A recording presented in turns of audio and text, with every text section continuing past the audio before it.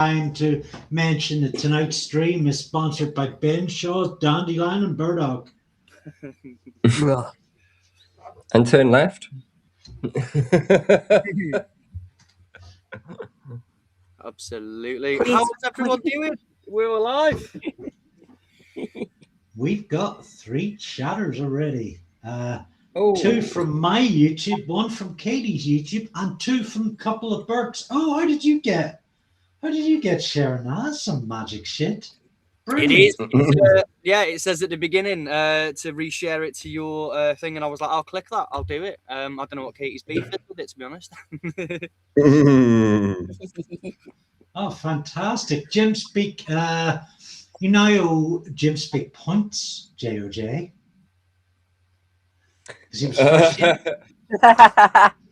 I think I owe Michael. It was Michael that came through. Jim hit the lol. I don't know if that counts, but but because these are coming through like Katie and my regular stream, we each get the tax, so we get like some of those points. So sorry, Jim, unless we apply a levy, which costs JOJ extra. I don't know. Not a bad chat. And also on my side of things as well, in my chat, I've just received a gifted membership, but this is a collaborative project, so I will split that 99p and you can all have 24.99 pence owed from me. I'm sure do we need to thank anybody for that? We do. We need to thank Michael for that. I really, really appreciate it. It's absolutely awesome. Big up, Michael. It's not showing me who received it though, but we do have a new smelly lefty in the house. Thank you so much for that. Thank you. Nice. Michael, you legend. Thank you. Properly.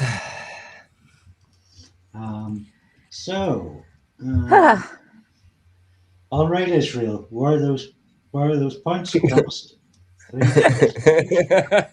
Nice comment, Michael. Cool.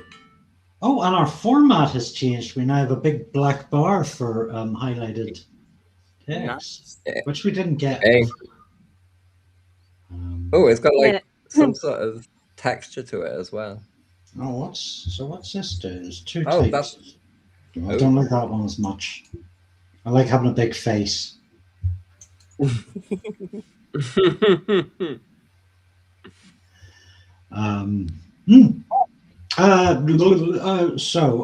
guess the people that are here early at our new time of 9:30 probably know who's who on screen. Me, Andy Luke, Katie Marshall, JOJ from a couple of Burks, and Specs Bean Farmer. How you all doing tonight?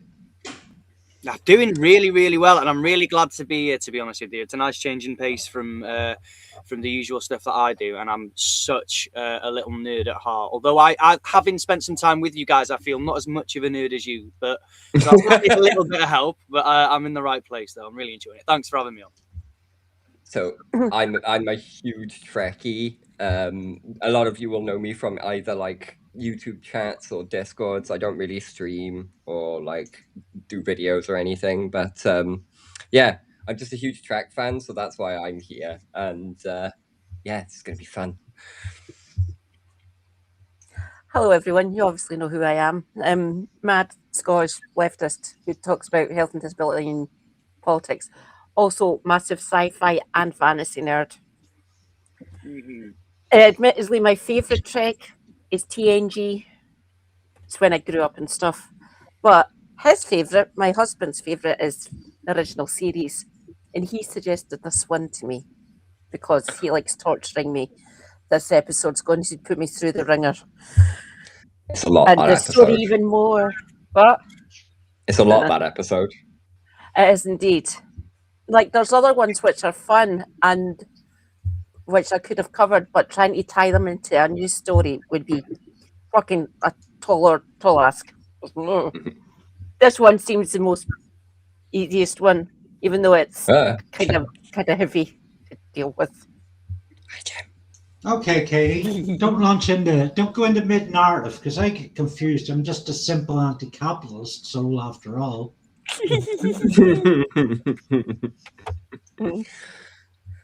I don't give a fuck. Yeah, I can't even work this chat window so that it like remains on or off. I kind of just grew, I guess just grew out of like most franchise TV, like Star Trek or I guess The Wire fucked everything over for me. Once you watch that, you can never watch television the same way again. Um, but yeah, I watched the start. We're going to talk about 4 Star Trek stories tonight, and I watched most of them in the run up to this. And it was, yeah, it was enjoyable. I could still sort of bring the critical inner critic in and pull apart all the flaws and stuff of it while enjoying it and appreciating where it was graceful and fine art and such like. So, yeah. But no sacred cows. Although we are going to try and keep on the optimistic side of stuff tonight. I think that's what these pop culture and politics streams let us do. I also think to disappear like throughout the stream to rob a few houses. That's true. We are looking very much like a cat burglar right now. Yeah, that is Jay's joke as well. I you know, credit where credit is due, but you've got to seize the memes, guys.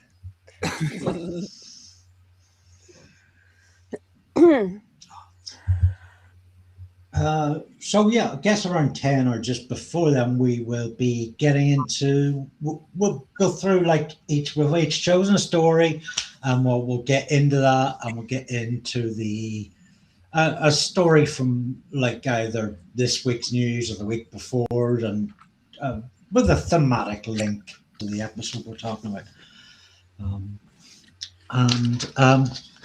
I guess before it hits 10, now is a good time for a regular meds check.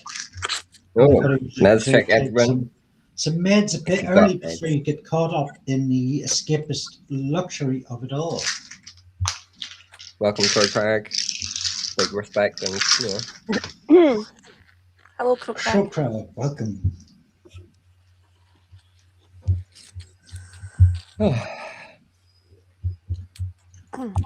Ooh, I should probably get the stuff I've written up on like under the screen. Let's do that.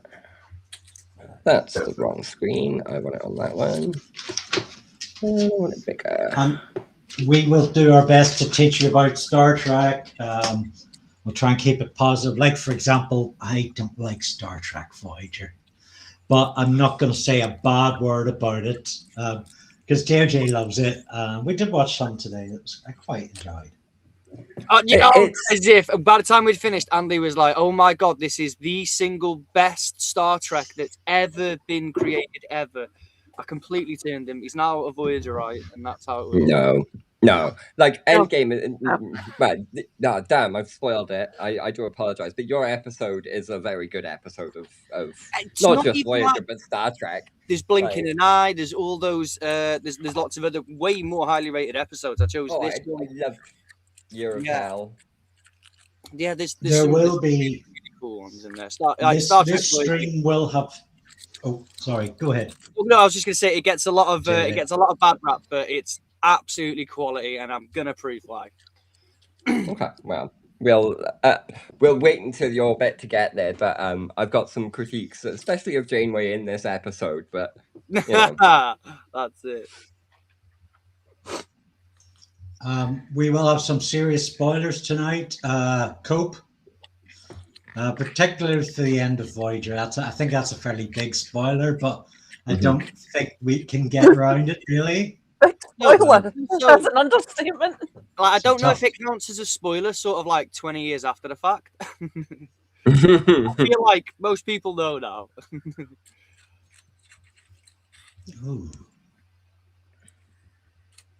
My God, I've just realised something. The 4 people who are in this call, this stream tonight, none of us were alive when my episode was out.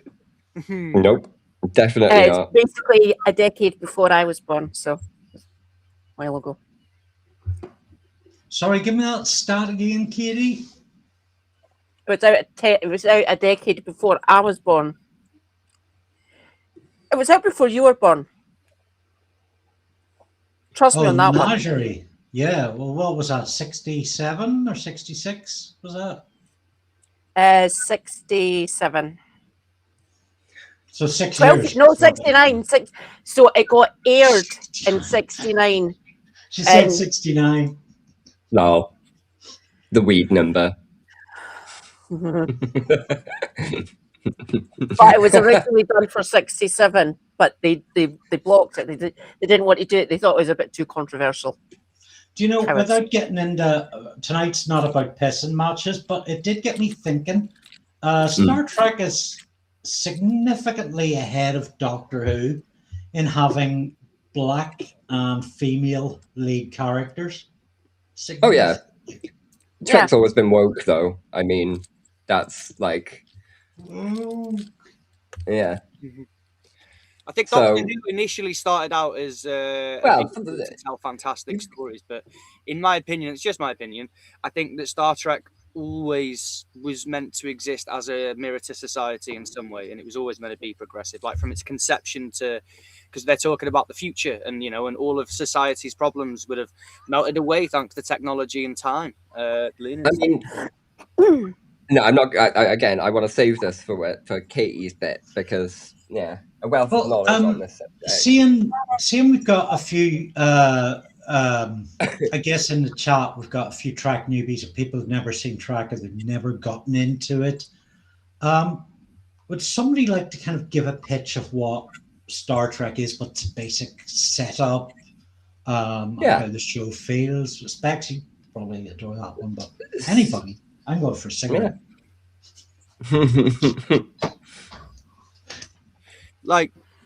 Should we go now? Is that what you mean? Yeah. And just go for it. So for me personally, I think that Star Trek represents the idealistic best potential of mankind. That's what it's supposed to be. The technologically advanced, the far enough into the future to have resolved all the problems that plague us now. It's supposed to be about all the stress is gone, but all of the fun human struggles remain. Things like exploration, discovery, science at the forefront of everything. It's supposed to be the most idealistic versions of us, or the version of our species, in my opinion. It's amazing in terms of like escaping reality, and as a story in general, the Star Trek universe is massive. It's wonderful.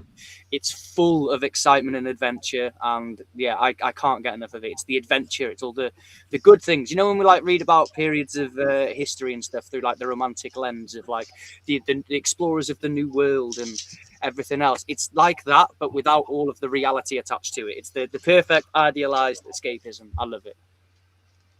So like the initial concept for Star Trek was Wagon Train to the Stars, right? Like it was supposed to be a Western in space, essentially.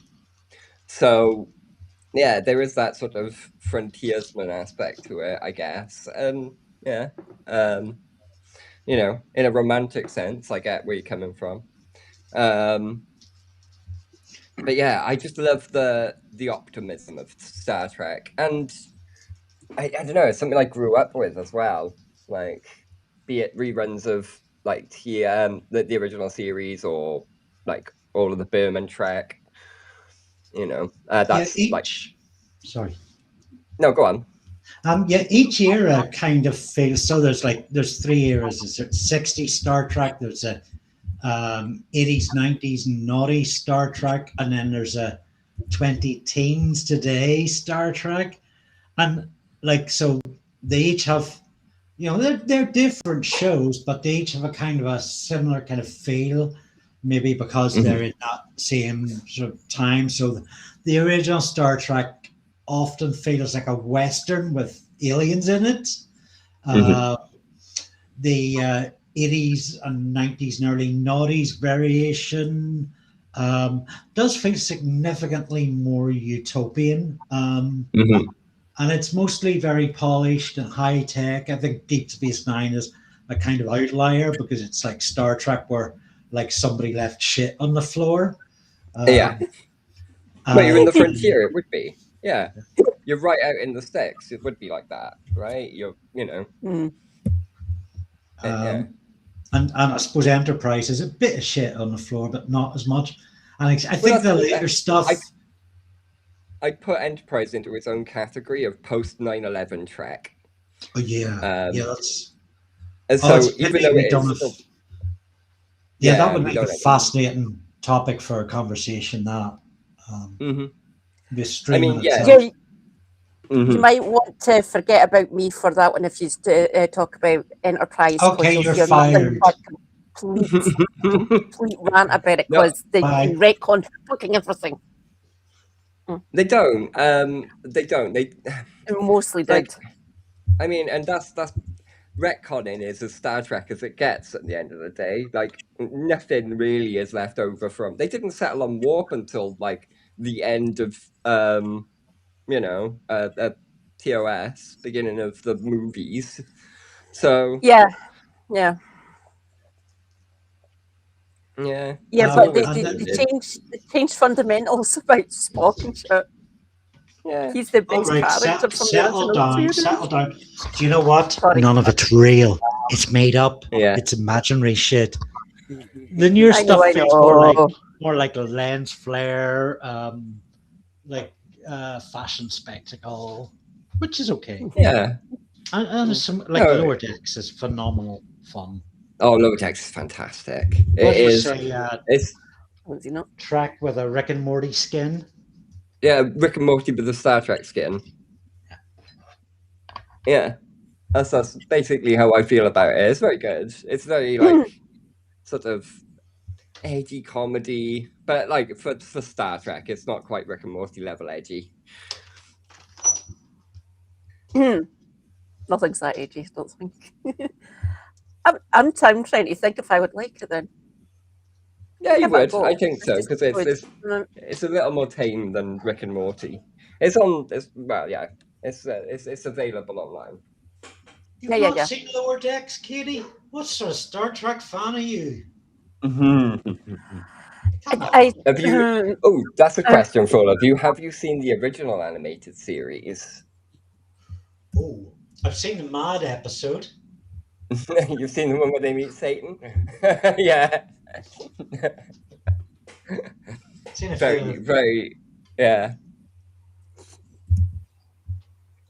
Sorry, Katie, you had your hand up there. No, Specs has asked if anyone had seen the original cartoon. Me. Oh, ages ago. I'm close to begin the analysis, but I'm having my cigarette, so we will definitely get to that. We could now, so I think we're going to go in chronological order. So Katie picked the Menagerie, which is the two-part, what was to be the original pilot, the very first Star Trek, but repurposed into sort of a narrative within inside another narrative. So do you want to talk a bit about the Menagerie now, Katie? Yes. Just like Andy said, it was originally meant to be the opener. Then they delayed it for reasons. I don't know. They thought that it wouldn't have been received well, but I don't know. But you go back and ask Gene Roddenberry, I guess, or go out in space and find them if you want. So basically, they do it later in the series. It's basically a look back at what happened when Pike was captain, like fleet captain on the Enterprise. They're basically premiership essentially, and what happened when they went to Talos 4. So, and it's the alternative title for this one was actually The Court Martial of Spock, but they changed it. They basically called it the Menagerie because. Give us a plot setup. Describe the plot. So there's right. When it's 13 years beforehand that the court, so there's the court martial. 13 years beforehand was when Pike and the original crew of the Enterprise, the Pike crew of the Enterprise came up on Talos 4 to fight, looking for like a crash, an accident that happened. So a crew had possibly crash landed on the planet, and they were going there to rescue them. But it was these aliens who have an incredibly powerful sense of illusion. They can cast illusions on people, and basically trick them because they were trying to lure a human man, essentially, for someone who did crash land, who is a human, to get them to breed or something on Talos 4. So so they done these illusions, lured the Enterprise onto the planet and kidnapped Pike and basically locked him up in a sort of zoo display. And used him, tortured him, tried to get him to basically get together with this human female that had crash landed on the planet Talos 4. So basically, it shows how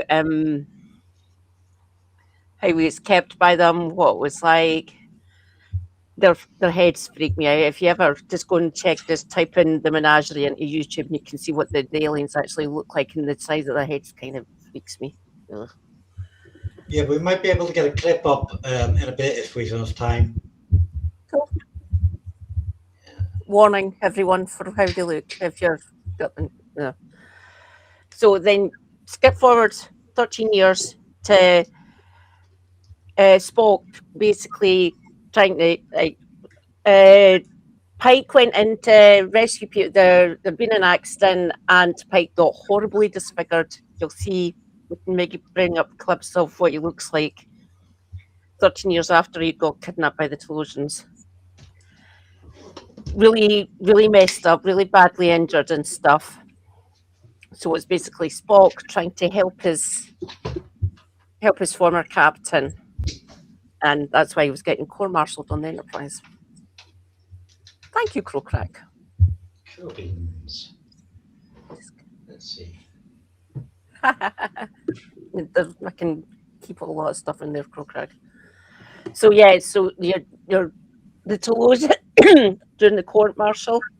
The Telosians are basically being sending information to the screen that Spock was saying, you just need to watch this and it'll show you everything and blah blah blah.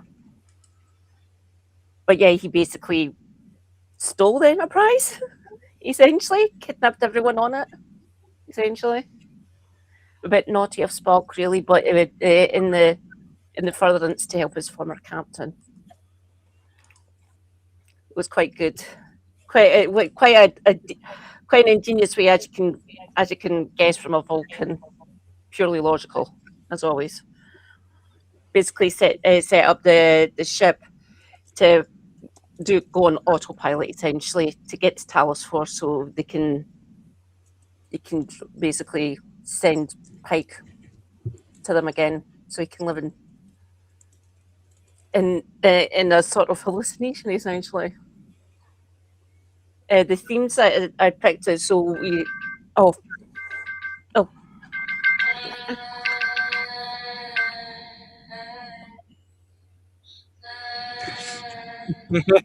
Hi, Jack. Oh! Meds alert. That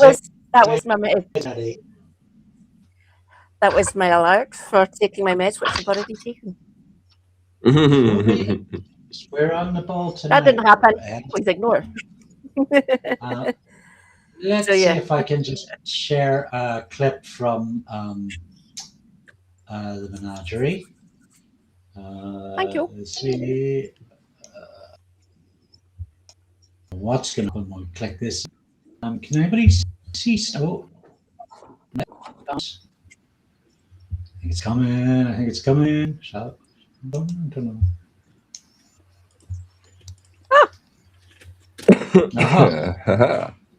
Okay, we've got two little shorts, so let's give them a blast.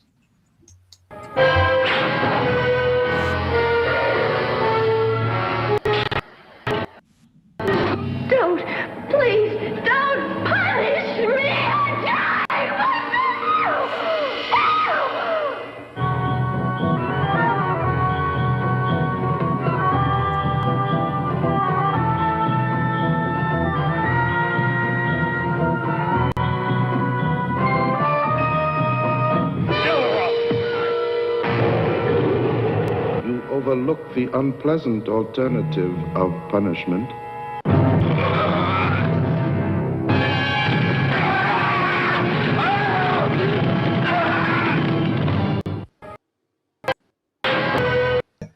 Those big head freaks putting him on trial. Mm. And there you could see Pike fighting Robert Throw Jenrick, another saying, "I shot. deserve benefit."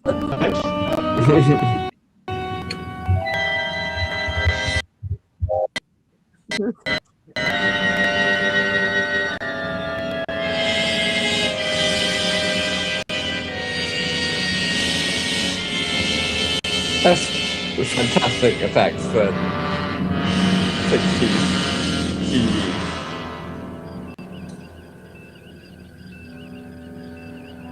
You see why I can't go with you. This is the female's true appearance. They found me in the wreckage, dying. Lump of flesh. They rebuilt me. Everything worked. They had never seen a human. They had no guide putting me back together.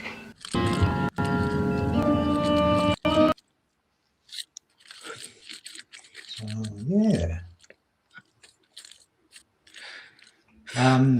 Yeah. Let's see. Stop sharing. So, why, Katie? Why do you love this episode so much that it was your one of your top choices? It's a fascinating one to me. Don't get me wrong. There's things that I don't like about it, because obviously the using the power of illusion to basically deceive people like that. Not that we've got powerful illusionists anywhere here. Reason this episode resonates with so much, I have no problem picking episodes that I don't like. There's themes that I don't like in this episode at all. There's funner ones that I like from the original series. But because I can see how Spock basically he wants what's best for what has happened to it. Like, so what's happened to his former captain, he wants what's best for him, which is a very human trait. Sorry, Spock. It's all Yeah. loyalty, friendship, and I guess that thing that you find in the military a lot, that protectiveness Camaraderie. of colleagues. Mhm. And as Spec said, the special effects are not fantastic. That sequence, I think Lover Vina is prematurely aging. Or they're like, the illusion is slipping away and she's like going to her true like form, which obviously they didn't have a manual. We take that for granted, oddly enough. Have you any memories of this one, JJ? To be honest with you, this one is it's a lot older than I am, and I don't remember this one at all. But it's when I was watching the clips just then, I was looking at sort of like the camera stuff, and it's so very typical of its time. Like the effects and everything else, and they're trying to use as much practical as they can. And even if the dude looks like a man in a gorilla suit, it doesn't matter. All right, we've got imagination, and we can fill in the blanks ourselves. Yeah. No, but it is very cool. It is actually really cool. I think that what I love most about the original series is the fact that it tackled really like serious topics and stuff, whilst also not being too like serious about it. It's fine. Like it's okay. We get the idea. Like, no, it is really cool. I do really like it. So some fun facts about the menagerie. It uses clips from The Cage, which was the pilot episode. In The Cage, there were some really like yikes things, because we think of Star Trek as being progressive and nice and fun, but there is a line that's Scooby D2 has alluded to. It's I can't get used to women on the bridge, Pike says, after speaking to number one, who is actually a woman.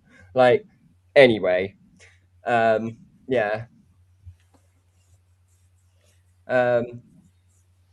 what was I going to say? Yeah, like I still like the original series, but the lore wasn't set yet. Right. For example, like in the cage, they use lasers, not phasers. Like that's one example. Like warp hadn't been established yet. Starfleet barely was. Do you know what I mean? Like, yeah. So, anyway. I feel another thing they were still building was the ethical philosophy. So, series creator Gene, a vision about Trek that he talks about a lot, but particularly more so in the 1980s when Star Trek: The Next Generation comes out. As you know, there's no conflict between crewmates, and it's not all about fight. It's about collaboration and cooperation. But I mean, you watch original series, and almost every episode, Kirk's getting in the fist fight. Yeah. So it's a bit of sort of retro Fallon there. That's a lot, yeah. Yeah. It's fine. I mean, Star Trek's all about retconning. It is, and you said it before, didn't you? There's been a lot of it. It is really famous for it, isn't it? The retconning. Just changing a few things here and there, but it's worth it because it shows that because Star Trek has always been like a bit of a mirror to society. So at the time where when they were exploring their final frontier, in television and stuff, Kirk was going around punching people in the face because at the time it was there was a lot more aggression and things with him. They were still having lead paint in their stuff. But, yeah, all their cars and that all ran on that. Everyone was angry, but no, it reflects the times. Totally asbestos. Literally, right? The entire Enterprise was just lined with asbestos. They spray it onto the frame. But no, I think that it really does reflect the times and the people. So you've got to have Star Trek has to have room for retcon because the mood changes, the idealism and stuff, and the perfect future, all that stuff changes. They're still the same, but the people change and the interactions change, and thus for Star Trek has to change like that. It's a good feature. Yeah. So it does leave for some funny stuff, especially about like the first, like the Prime Directive and how seriously that's taken in later iterations of it. Whereas with Kirk, he doesn't mind just rocking up and smacking an alien in the mouth, just or taking one back to bed with him as he was. What Prime Directive was there? But it is fun. Yeah. Well, we'll see that in your everyone else's episodes. Like the directives getting mentioned a lot because we're going off of what happened in obviously the original series. So yeah, we will equate some of the themes of that episode into the news story that I'll be covering. Do you want me to pull that up now, Katie? Yeah, if you want. Thank you. Okay. So yeah, it was the structure of tonight. We each had to choose an episode. But I was the only one that actually chose a two-parter. Anyway, we had enough passion to talk about. So these are no way our sort of ultimate, like first place track ever. This is just in the general area of, I quite highly rate that. And then we are going to talk about an episode with a news story from the last week or the week before, fairly recent. That's kind of thematically linked. We saw our Peter Capaldi episode. It doesn't have to be a straight line. So Katie and I were talking, and we talked about Captain Pike being confined to a wheelchair and being on trial, and of course this conjured conversations about Pip.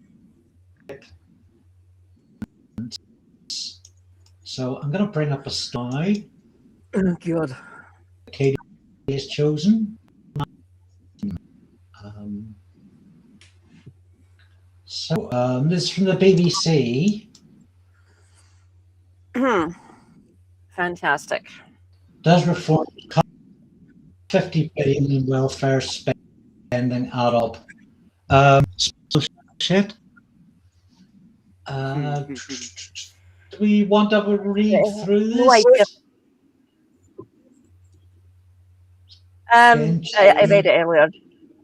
Pretty much just summarise it and explain why it's the dog shit. Go for it. Yes, Reform says it's wanting to cut 50 billion out of the welfare budget.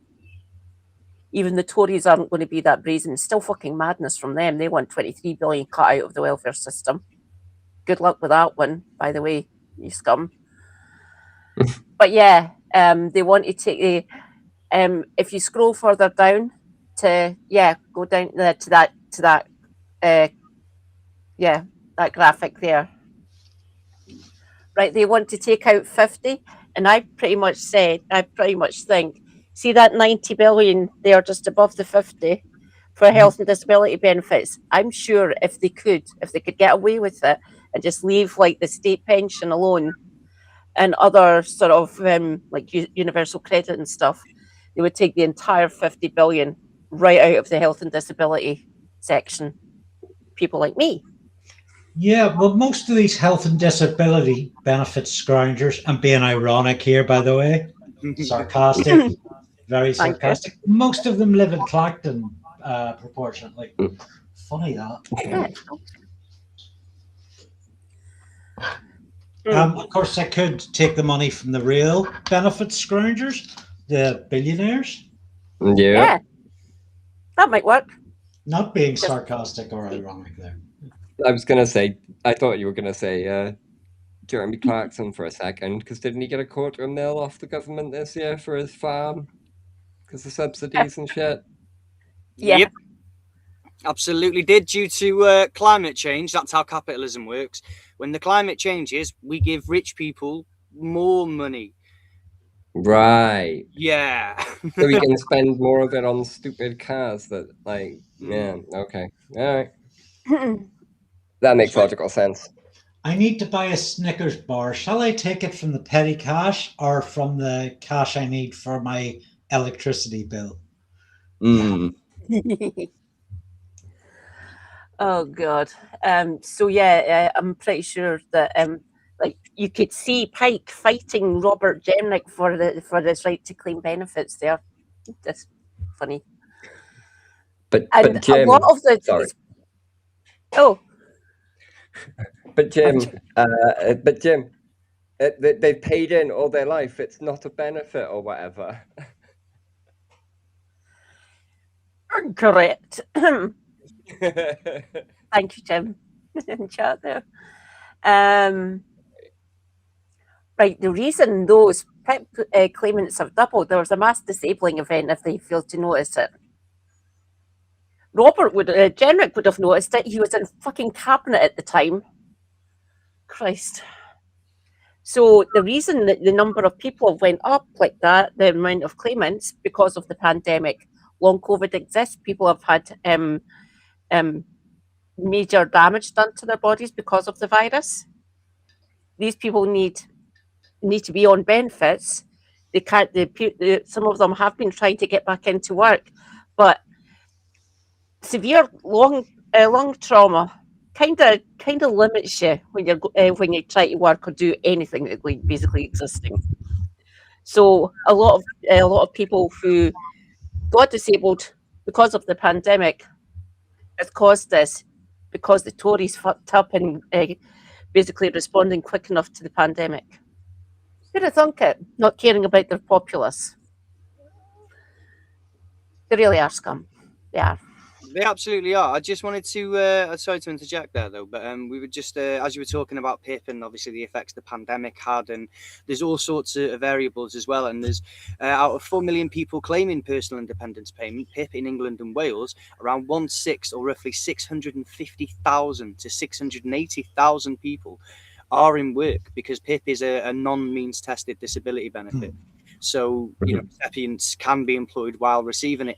And the thing the most tragic about this personally is whenever we hear of like, it's really weird, isn't it, how like the framing of this story comes from like a reform or from the government, either way, but they're like, oh my god, we've set out this this payment scheme to be able to help people in their lives, you know, people that are suffering because of disability. They set the criteria, and it's a bloody hard criteria to meet, to be honest with you. You can't just walk into PIP. Most people get rejected some 2, 3, 4 times even before they actually, you know, before a review finds that they're entitled to it. But the thing is that I find really strange about this is that we've got ourselves into a position as a society where we recognise that we're having to spend a lot of money because a lot of people are disabled and need that extra help.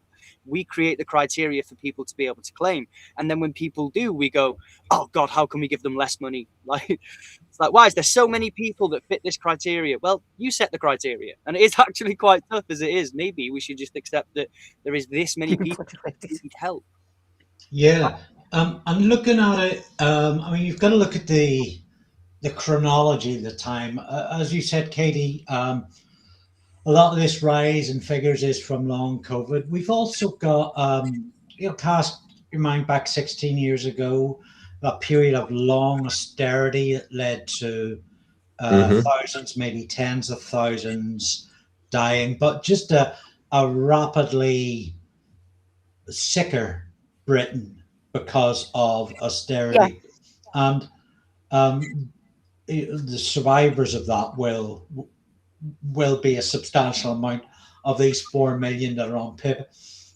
It's also the most of those 4 million, like 99%, should be on PIP. But it also worries me in terms of if you look at longitudinal trends, we've got this amount, and once statistics are published on, you know, from 2018 to 2026, it will be only so many more years until they move the goalposts again. So before PIP, we had disability living allowance. Before that, we had employment and support allowance. And in a couple of years, we'll have a whole new benefit that does what PIP needs to do, and they'll start migrating people to do it. They'll move the goalposts of how to apply. It'll be harder again. People will not have benefits as they transfer from PIP to another, whatever the new benefit is. And it's always an excuse to punish the most vulnerable, while the government sort of wank off and say, oh, look at my new fashionable bureaucracy. Oh, how up with the times and changing things I am. Essentially, it's just a smoke screen, and a bad, smelly smoke screen at that.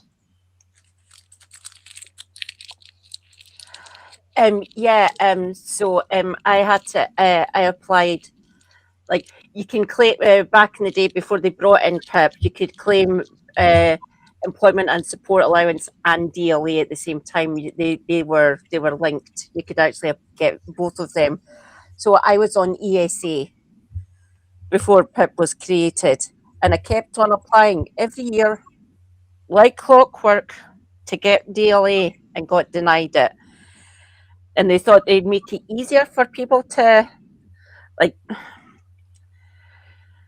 right, we get it. They try to fix it, but then they made the way the criteria, the way the point that it worked, what you needed to get to actually get DLA, they changed it and brought in PIP essentially, so they could make it easier for people to get PIP. But what they done was they made the points, like, you get, if you got the claim for your DLA, it was once you got it, you were guaranteed it forevermore. Yeah, and a lot of those people who are on DLA remained on it for years after PIP got introduced because it's difficult to migrate and all that fucking nonsense. Yeah, but my point is still the same, and it still holds. We have, about this time, we have universal credit introduced, and they introduced it as a catch-all for benefits. But unless you go through the same sort of trial like you do when you're applying for PIP, there is no disability supplement of universal credit. You can apply for limited capability for work, or Related activity, yeah. yes, limited capability for work related activity. But so very quickly, with my own personal anecdote of 3 disabilities, when I transferred to universal credit, that wasn't shared with my jobs and benefits officer. There was no conversation about it. It took about 18 months before there was, and then there was a whole trial. And yeah, so it's just an excuse to save money by creating cracks for people to slip through, and it's fucking scurrilous. So they keep on forgetting that. So that they parked a lot of us. Once I got, I had to apply for PIP twice, so I got it on the 2nd attempt, and they just parked me. I got put on the lowest amount, and basically because I was the joint claim with the 3 other benefits that we claimed jointly, and when they were moving me over, when they were moving us over to universal credit, me and my husband, they confused me with someone else. Get this, the younger version of me who is still who was on employment support allowance. So like they took me as I was applying to get me onto the universal credit claim. He gets a top up for looking after me through the universal credit, which they say they're not going to touch. Pat McFadden, I'm not believing you. So they confused me with me from like 22 years beforehand. Department for Work and Pensions, you fucking idiots. Well, saying, oh no. yes. This is a problem when you outsource to companies like Capita and Serco, who have a proven track record of mismanaging public utilities like this. The Tories had to bail them out 3 times. So each of them is stupid. If we can steer back to the story, Katie, I'll read a wee bit of it here, and that can expose that. Another big element of reforms planned cuts comes from taking away benefits from foreign nationals. Whoa. It claims around 20 billion could be saved from its 50 billion target if they were banned from getting benefits, including universal credit. More than 1 million UC claimants were born overseas, including around 700,000 EU citizens who arrived in the UK before Brexit and have the right to live and work in the country. It's important to bear in mind around half of EU citizens claiming UC are in employment. And around 4.5 million EU citizens have long-term settlement rights in the UK, meaning they are legally eligible to claim benefits. Yeah. That's fun. Most reform voters seem to be around seaside towns. I wonder, is it like maybe they're troubled at night by pictures of green-skinned mermen and merwomen climbing out of the sea and like eating their spinach. Over here, covered in seaweed, taking our sea jobs. Oh, what are they like, eh? Coming over here, claiming universal credit, which stands for underwater current. That's what UC means in the aqua world. But no, it's important to note, isn't it, that when we're talking about benefits and things, when we're talking about, especially from the reform lens of it, of how much benefits go to foreign nationals and things, it's really difficult because the numbers they have aren't the numbers that exist in sort of like reality, if you will. What they count as a foreign national is also people that have settled in the UK that have legal rights to be here, that are also dual citizens and things as well. It's also the big thing though that I find with reform, and this is the problem that sort of Star Trek kind of solves as well, is when you say to Star Trek, right, there are 3 chairs and only 2 people. There are 3 kids and only 2 chairs. They say, oh, let's build another chair. Let's do the idealistic thing. But the way that it works in the reform sort of lens is you go, right, there's too many kids, not enough chairs. They're like, get rid of the kids. Starting with the ones that fit a certain profile first. It's ridiculous, isn't it? So the reason why we have such high numbers of people claiming benefits that are in work is because capitalism. Work isn't paying people enough. And that's how you solve that issue. Looking at, trying to treat the side effects, which is, people claiming benefits. It's stupid and it doesn't change the actual problem. The actual problem is people aren't being paid enough. Oh, 100, man, 100. Where else could these savings come from? I'll just nip out and use a loo. Billionaires. Yeah. Answer!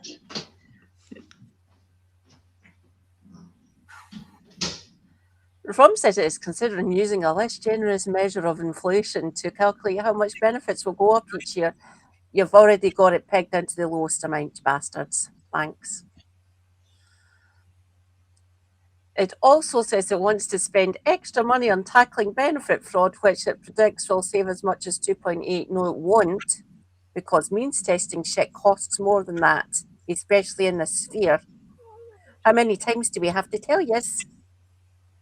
Just do universality. It's easier and cheaper if you want to save money that way. Just doing means testing to check to cut fraud, which is vanishingly rare. A lot of fraud goes on in the Reform Party, isn't there?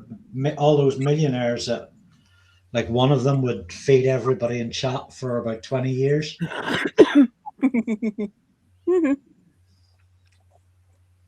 It's not even a joke, is it? Like, literally, if you put £5 million into, just that one gift from that one person, like, the amount of families that could be changed sustainably, like, in terms of, like, I don't know, whether it's housing security, whether it's food poverty or something like that, £5 million quid could go a very long way. I think that the members of the Reform Party, or as I like to call it, Tory Light, have famously have very, very deep pockets. And I think that if we're going to start looking at where money should come from, maybe we should look at those with the deepest of pockets.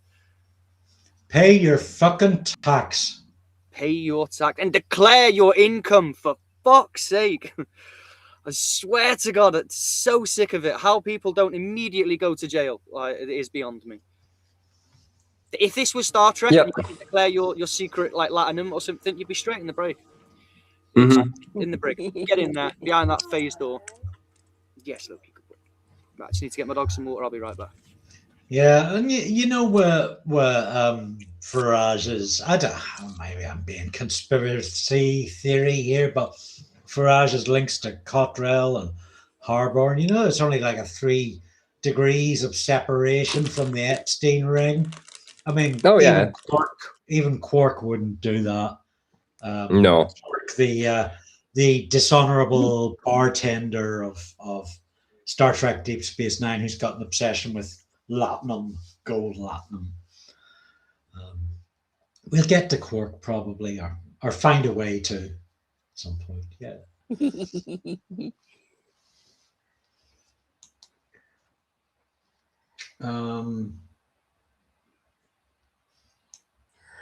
Oh my God. So, a recent review of the PIP system by Labour Minister Sir Stephen Timms concluded it was not fit for purpose. The government is expected to outline its own reforms later this year.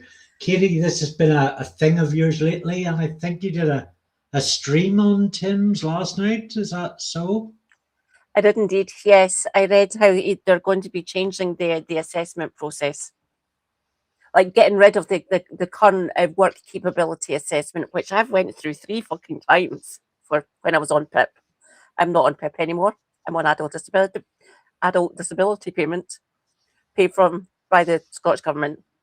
They treat me like a human. It is fun. I love it. Anybody that's been talking to you over the last month knows you've been bleating on about the Timms review, like constantly. It's been a bit of a passion project for you, as an understatement.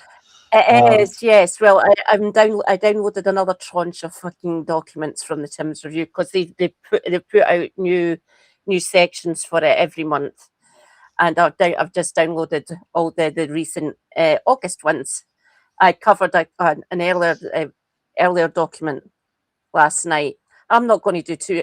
I'm going to do like one or two on each stream that I do, because I'm not going to give psychic trauma to my chat or myself covering all of it in one go. This article summarizes it as findings as not fit for purpose. Would you kind of care to expand on that with a few of the other sort of headlines of the Tim's review? So right, they've got a co-chair, someone who's a clinician, a doctor essentially, and someone who works in an advocacy group, like a social worker essentially. So they're the co-chairs, as well as Stephen Timms, who is the Minister for Social Security and Disability. I wouldn't trust him as far as I could chuck him. But what were his key findings? The key findings is they're basically, we don't have the full information yet. The full Tim's review will be published later on. So the first week of November, I believe, unless they want to bring it up in time for the. So what when it was meant to be happening was the Tuesday before the budget, while Rachel Reeves was still Chancellor, but she's gone now. Bye, Rachel. So they've brought it forward. So Healy's brought it up. So it's going to be Wednesday, the 28th of October. So what they might need to change that, or maybe it's too late to change it because it's going to be published in the first week of November, which is a fortnight after the budget. So for two full weeks of fucking trauma incoming for disabled people, both disabled workers and people who can't work, people like me. So yeah, so they might need to. I don't know if they can. They might need to bring it forward to just before the budget, so people aren't living in fucking abject fear about what's going to happen. Because a fortnight's a long time to deal with between the budget and the Tim's review getting published. So here's what I mentioned earlier about Captain and Pip claims. Higher than average in reform constituencies. This is quite shocking, actually. They're essentially like not just shooting themselves in the foot, reloading to do it again and again and again. Yeah. No, this. Yeah. But, you know, will they vote for the lap and seat in my face party? Let's see.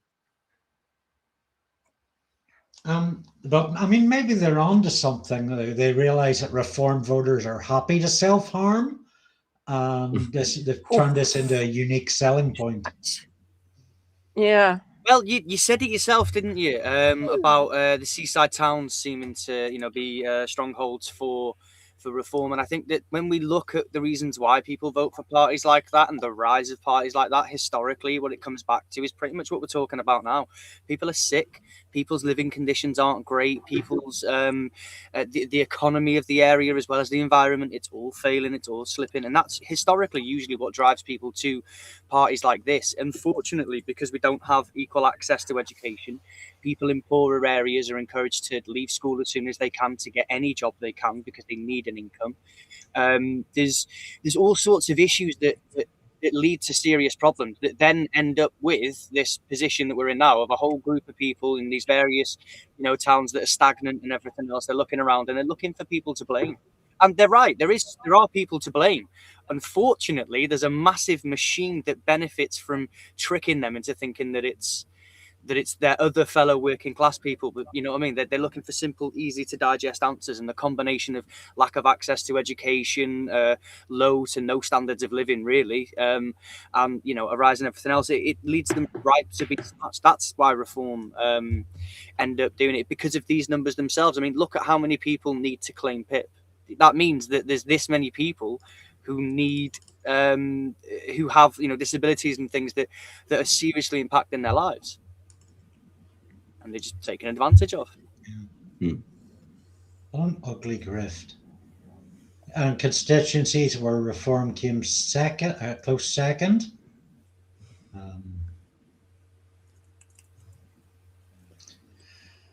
Yeah. So the higher number of people that are struggling means naturally, unfortunately, the higher number of people that will vote for Reform. They're there for the picking. Yep. Yeah. It's not even that they're voting against themselves, it's that they've been tricked into voting against or voting into what they see as the easy to digest answer.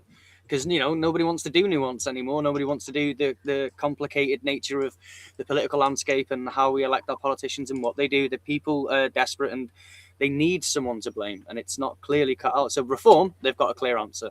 You know what I mean? And I guess this is kind of a very neat segue into doing our next episode, which is Specs' choice. Let me see. Here we go. Pull up a clip from it. I don't know what clip this is, but let's see. Let's see if I can get it up. My VLC is playing nice tonight.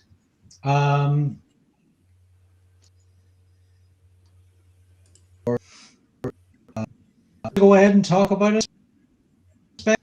Yeah, so basically this episode is an episode of Deep Space Nine. The crew coming back home to Earth for some reason. I can't remember why exactly now. That escapes me. But this is after the Defiant has had the cloaking device for a little while. And an unexpected side effect of the cloaking device is technobabble builds up on the hull of the ship. And when you try and beam through it, it sends you through time. So they end up back in 21st century San Francisco. In fact, to be precise, it's the 30th of August, the day they get there, 2024. Yeah, it was 2 years ago. 2 years and a week ago from this broadcast. Yeah.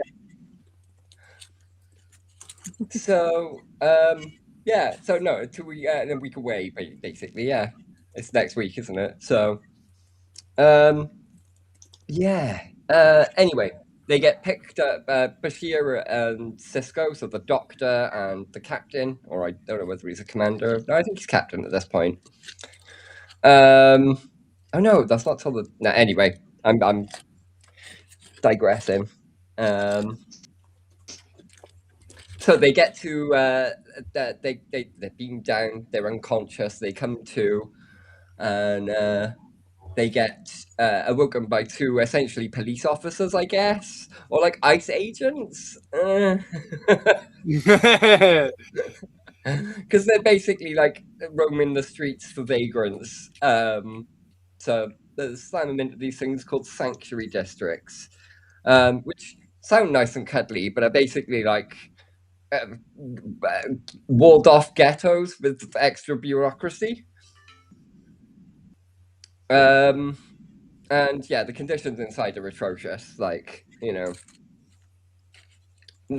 terrible. People are, you know, huddled around like burning bins. Essentially ghettos for the unemployed. Yeah, so there's ghettos for the unemployed. Yeah. So. Or the low income. Yeah. So, and they call those people gimmies. So they give them like slang names.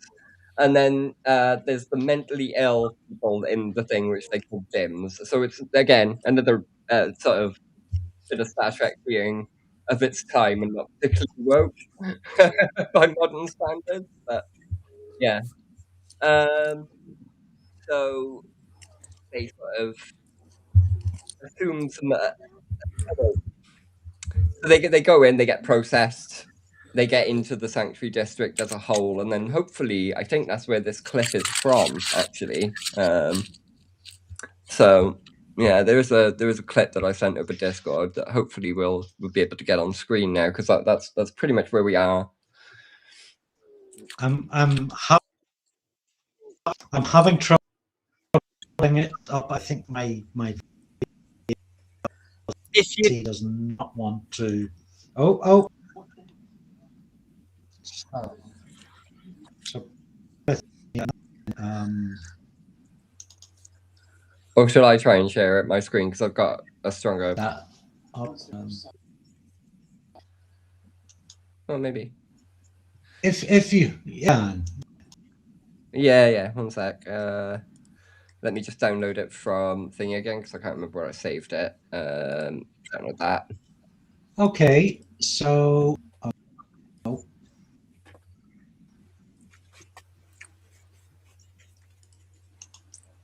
No, that's not the right D-Tech. browser. So one of the things in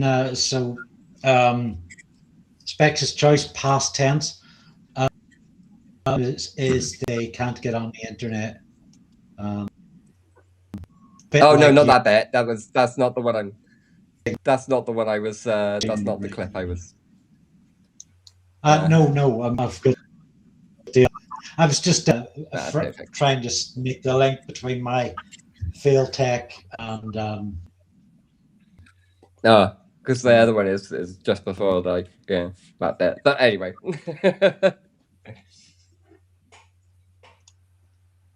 So I'll just wait and see. Here we go. That should be coming up shortly. Yep. Oh, great stuff. Okay. So behind that, get a video full screen, and here you go. I'll just try and increase the volume here because it's very low here. You get an echo from somewhere as well. Let's see. I'll just echo.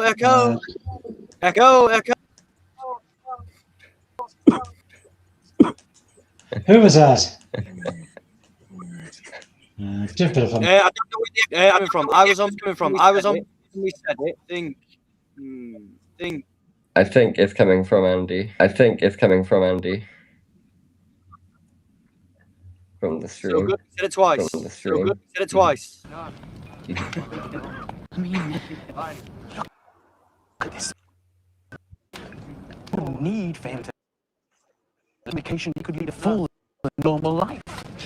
Maybe in our time. Not just in our time. There are any number of effective treatments for schizophrenia, even in this day and age. Today, if they gave a damn. It's not that they don't give a damn. They just give. The social problems they face seem too enormous to deal with. Nothing's worse. Causing people to suffer because you hate them is terrible. But causing people to suffer because you care.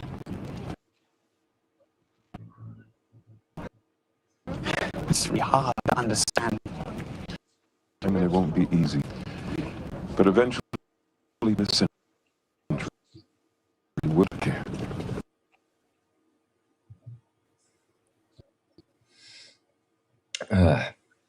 Yeah. I mean, spot on.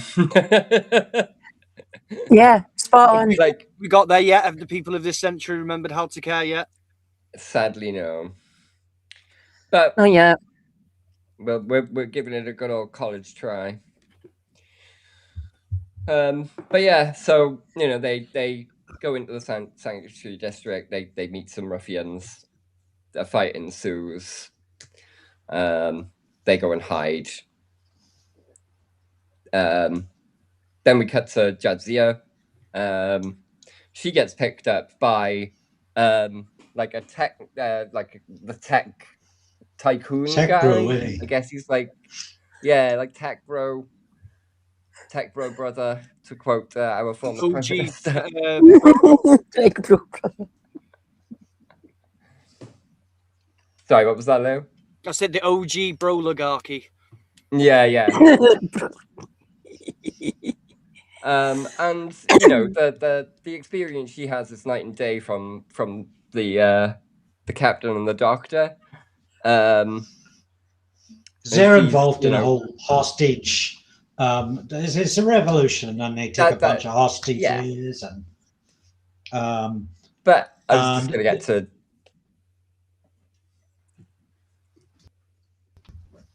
So Jadzia gets picked up by this tech bro brother,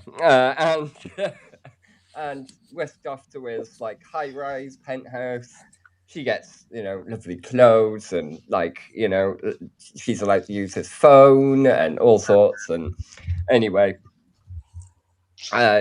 they basically then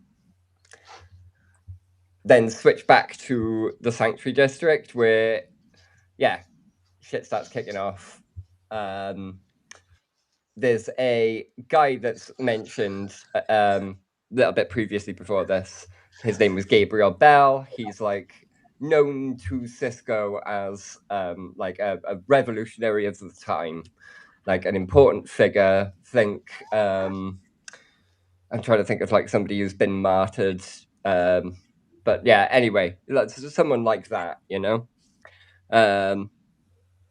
But anyway, this guy gets killed in a brawl, and Cisco assumes his identity, and hijinks ensues from there. They take over the main sort of what is it? It's not a guard post. It's a processing center, I guess. It's in my opinion, it's like a jobs and benefits office. Yeah. But it's a really important. It's like a big government building that's responsible. Yeah. For the whole of the sort of internment camp of the unemployable or low income. Mm-hmm. And Bell's quite important for a particular reason. Yeah, he is the figurehead of this sort of uprising in the Sanctuary District. So yeah, like I said, Cisco assumes his identity essentially, and so he's. Oh, go on, carry on. Yeah, I'll say so. It's an important in terms of from the 24th century, we're an important revolution in terms of the social class upheaval. But the character of Gabriel Bell was famous for being martyred, but while keeping the government hostages alive. It could have very easily gone the other way, that they could have been killed. Yeah,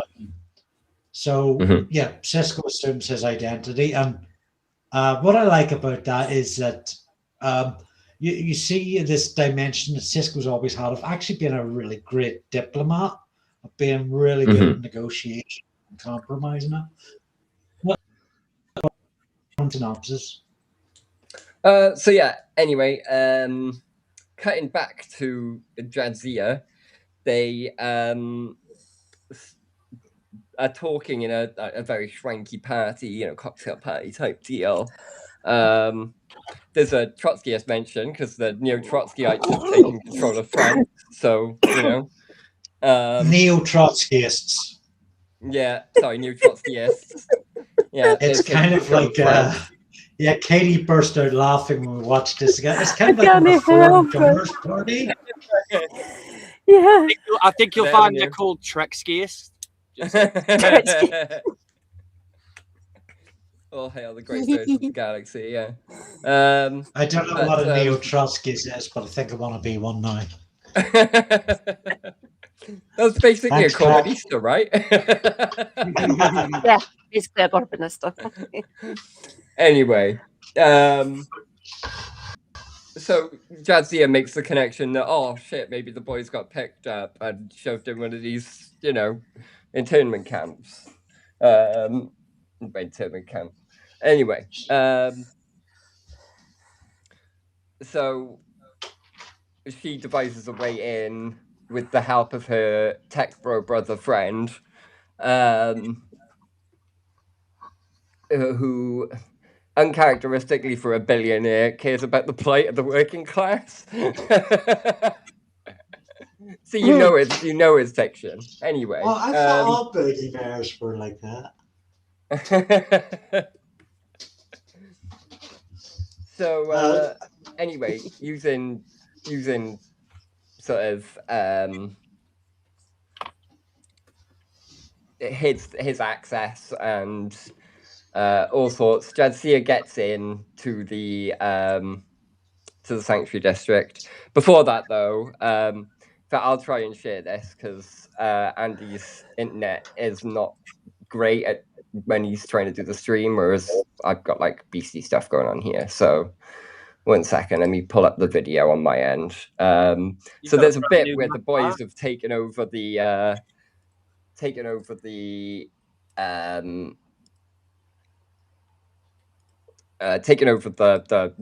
DMV office, for want of a better way of putting it.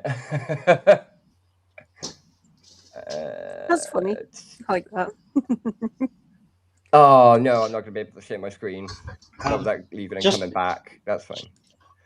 Just while you're doing that, I mean, one of the things I really appreciated about the episode is how long it takes to set up the, or how long it spends on showing the visual environment of the impoverished. It's really quite thoughtful on that. Yeah. You've also got Mr. Futterman.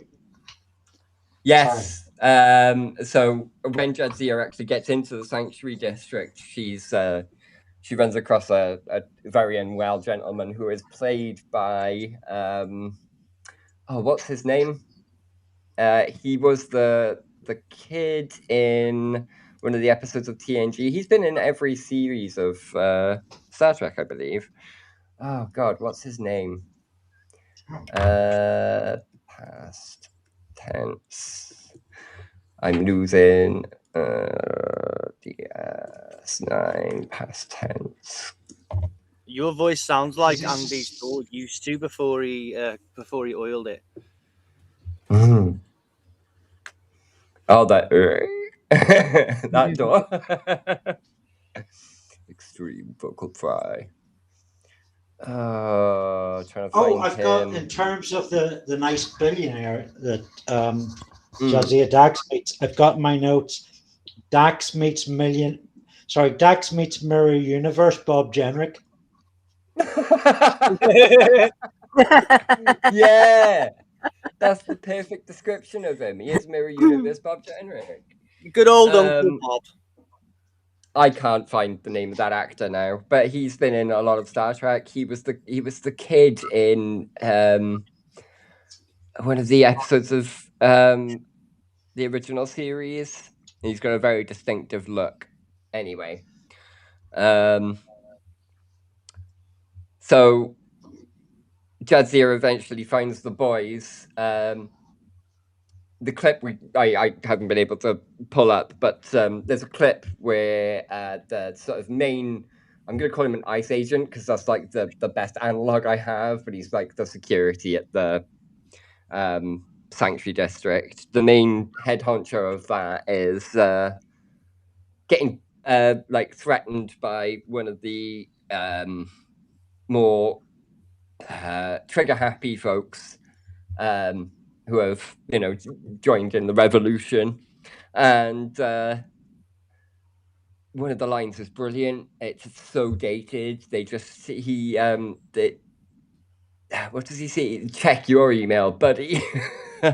But they're threatening him to get access to the net. So the net is like, it's supposed to be an internet analog, but it looks more like cable TV to me. But yeah, so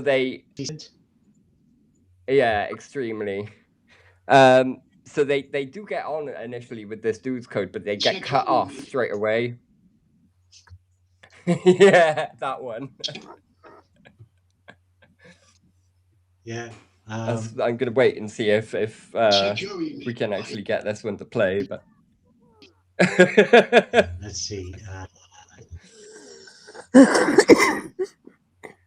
I love that. I wasn't sure so much. It's just one of those. This before trying to get smoke. Yeah, here we go.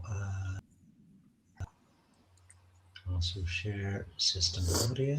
Yeah. This is Mr. Futter from Gremlins.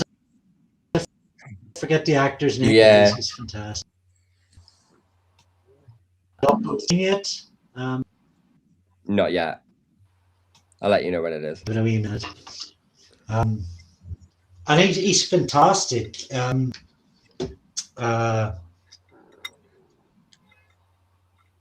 So he's essentially plays one of the one of the security guards. Yeah. It's just a wee short one.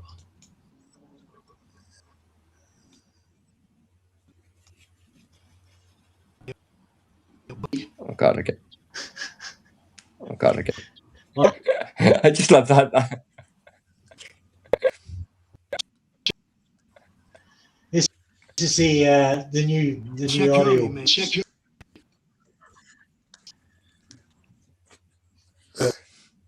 That's so dated. Oh, definitely, yeah. But yeah, I love his check your email, buddy. Yeah. Pause between the delivery makes it like just. It's one of those lines. It's like death by stereo in the Lost Boys. Do you know what I mean? It's got that same. Anyway, I'll have what she's having. No, it doesn't work with that, does it? No. But yeah, there's also. Oh, go on. But quicker. So we can all pile in and talk about it. They're trying to post on Twitter that they're all there, but they keep getting kicked off the internet. Right? That's basically the best way I can put it in modern terms. Jadzia rocks up with the billionaire's super secret codes, so she can like bypass all their blocks, and they start like talking about their experiences in the Sanctuary districts and how it's basically just like an open egg prison. Yeah, everyone's let out, and everything ends happily ever after, except they plant Gabriel the Bells. Dead people. Yeah, well, and yeah, apart from the dead people, but you know, isn't that always the way?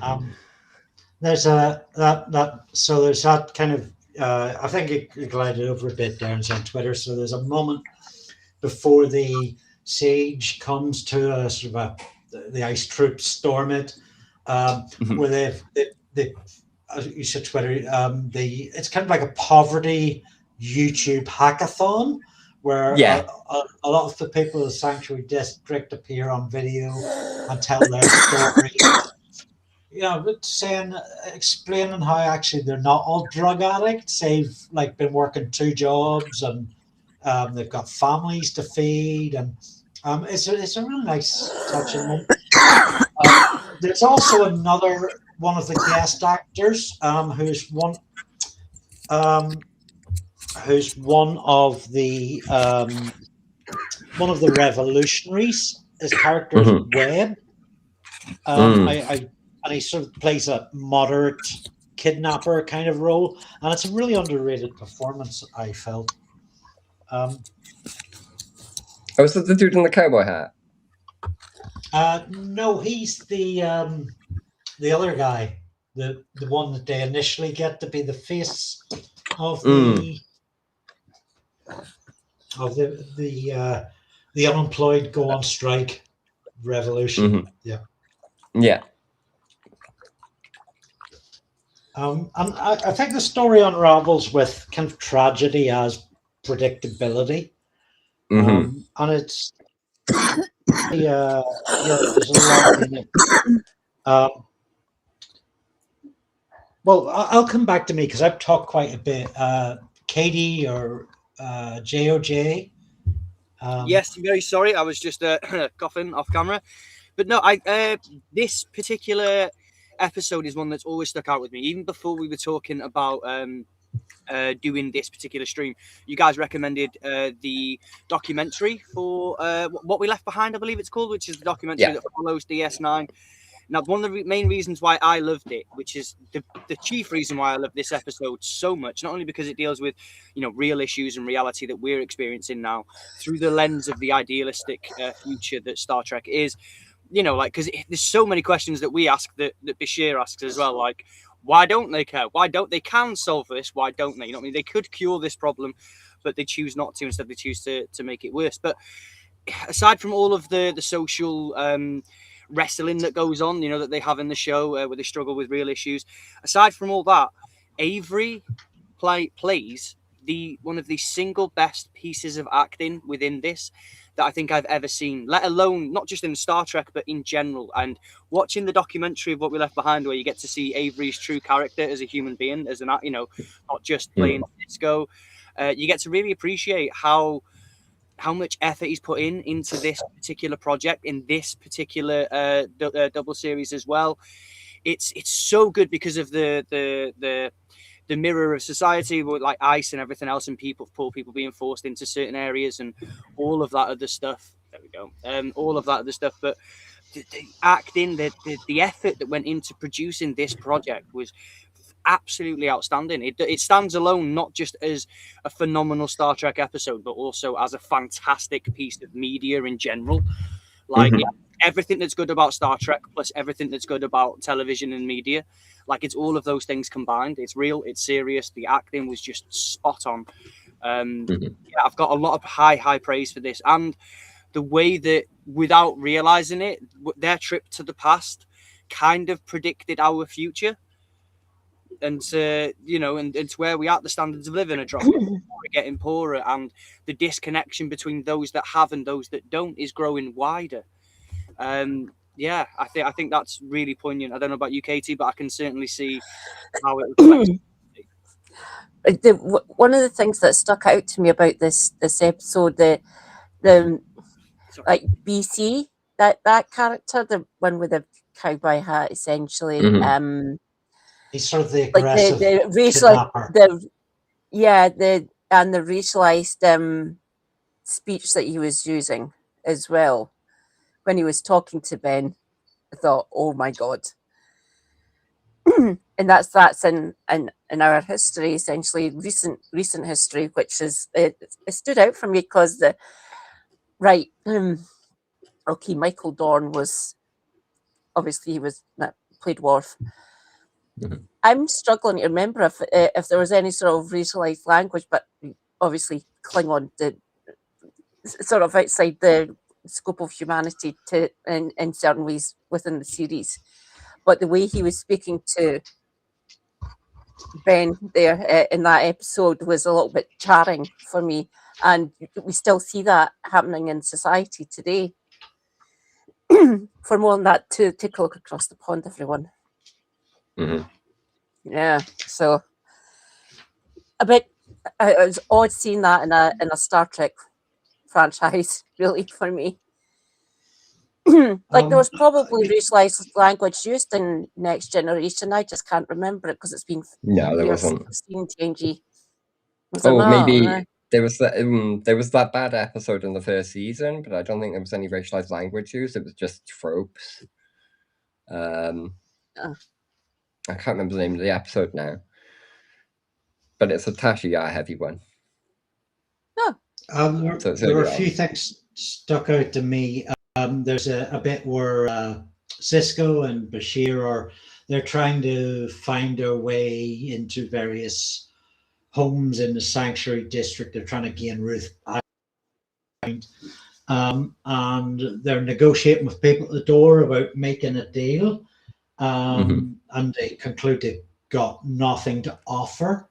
And it's only when they do get the inhabitants of that building take a bit of mercy on them and let them in, that they find a man who's quite badly injured, and Dr. Bashir attends to him.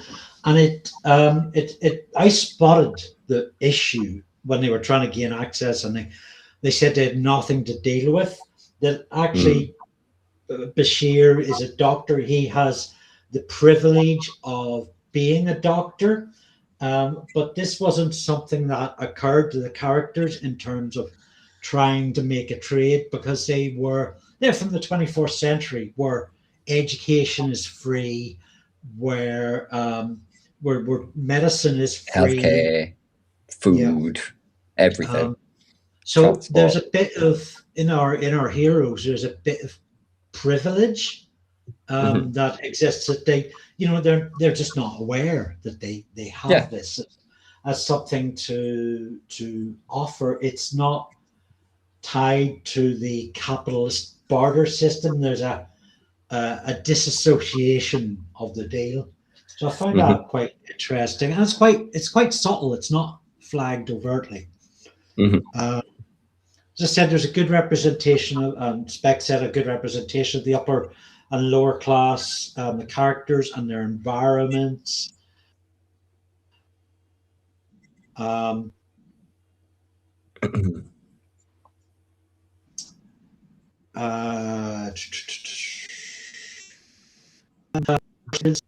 There's a whole procedure of and authorization to qualify for a number of tests for penny benefits. They've got no homes in there. They have to sleep on the streets. They get 1 meal a day. I think that's about it. It's a benefit is a meal. That's too scary a reflection of modern times. Yes, indeed. And there's also digital ID as well. That's one of the big plot points is they need ID to get on the net. I mean, ties back into that. My God, I never actually realised that, Specs. Look. Yeah, if you look, that's why they can't just ghost post to TikTok or whatever. They've got to actually grab somebody's ID and get on the net that way. So there's obviously some form of digital ID in that thing going on, Do you think that they were perhaps warning us about how society could go if we... that was totally the intention. I mean, you got to remember around the time that this was being recorded in Los Angeles, the homeless crisis was bad. Do you know what I mean? Tent cities were a thing. And so they saw it coming, kind of thing. They saw what was coming down the pipeline. They just didn't realize it would be illegal immigrants being shoved into internment camps rather than, the general populace. Absolutely. I think I think that one of the most profound things about this episode is obviously how relatable it is. And I think that when it comes to watching things like this, it gets really hard, doesn't it? Because you think that even then when this episode was written, they were predicting, their past obviously was a prediction of our future. And unfortunately, a lot of things that Star Trek does, it seems to come true. A lot of the concepts and the ideas, albeit they're based in older ideas that exist already sometimes, but a lot of what they envisioned has come to pass in terms of social and technological advances. Do you think that we'll get to that Star Trek future, or are we just going to be stuck scrabbling in the dust? I mean, one can only hope, but I mean, to get to the Star Trek future, we've got to have a World War III, because that's part of the law. And I'd rather not do that. Although, it's looking pretty likely at the moment. Well, we've already had war in the third world, so hopefully that qualifies. Nah. Just move on. Just realise the sequels are shit, so you don't need to make anymore. Yeah, I wish that was the case.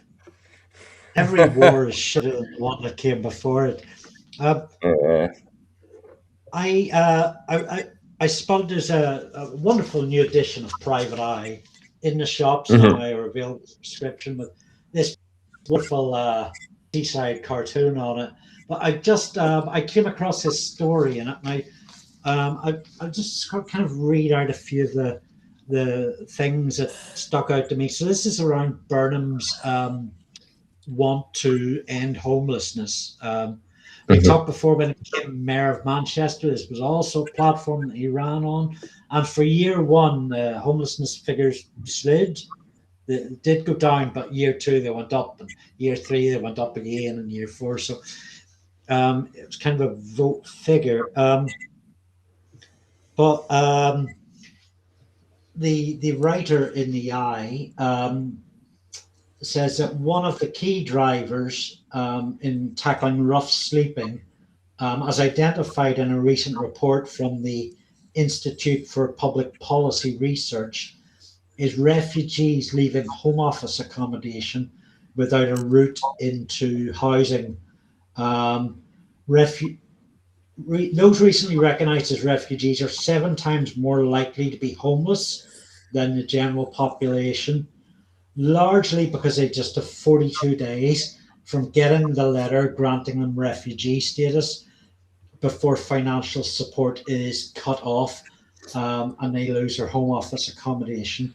In that time, they must sort out paperwork, open a bank account, find work, or apply for universal credit, which doesn't pay for 5 weeks minimum, and find a privately rented home. The last of these without a job, savings for a deposit, or reference. And just on the DAX plotline, a related story. In terms of new social housing in England, nationals, 4% to European area nationals, 7% to nationals of all other countries. Some really sobering statistics. It is, isn't it? And when it comes to the specifically when you were talking about asylum seekers and everything else, and we were talking about benefits and how much they get, like asylum seekers specifically as a cohort, famously get such little minimal amounts to survive on. And we've seen endless documentaries that feature families, people struggling. There was one recently where there was a whole community of people got enraged and upset by some far-right instigators about a family that had just moved into this house that had just been built. There was a new build, and this family had been allocated this spot because they were in, quite an extreme precarious situation. But nobody even stopped to ask, did the family even want to be in that property? It turns out it was grossly outrageous. It was a home they couldn't afford to run. It was in an area where they couldn't afford to travel out of to get the necessities for food and things like that. We have so many issues with our housing, and the problem is not the people that have access to them. It's the lack of access that people have to the service. Housing should be a right? It's just crazy, isn't it, how we have landlords and things. But yeah, it is. They are quite some sobering issues. And again, because it's really difficult. This is the beauty of DS9 specifically as well. But they've got time to look at some of the problems that we have and then translate them onto screen, so it's easy for us to look at it and identify with it. We have huge problems, and yeah, it's not going to get better unless we make it better. And I think that's the other thing that this episode teaches us, is that, we have huge housing issues, we have all these problems, but it's not going to get better unless we come together and as a group and then stand for ourselves, essentially. Just, becoming part of a bigger community. Mm-hmm.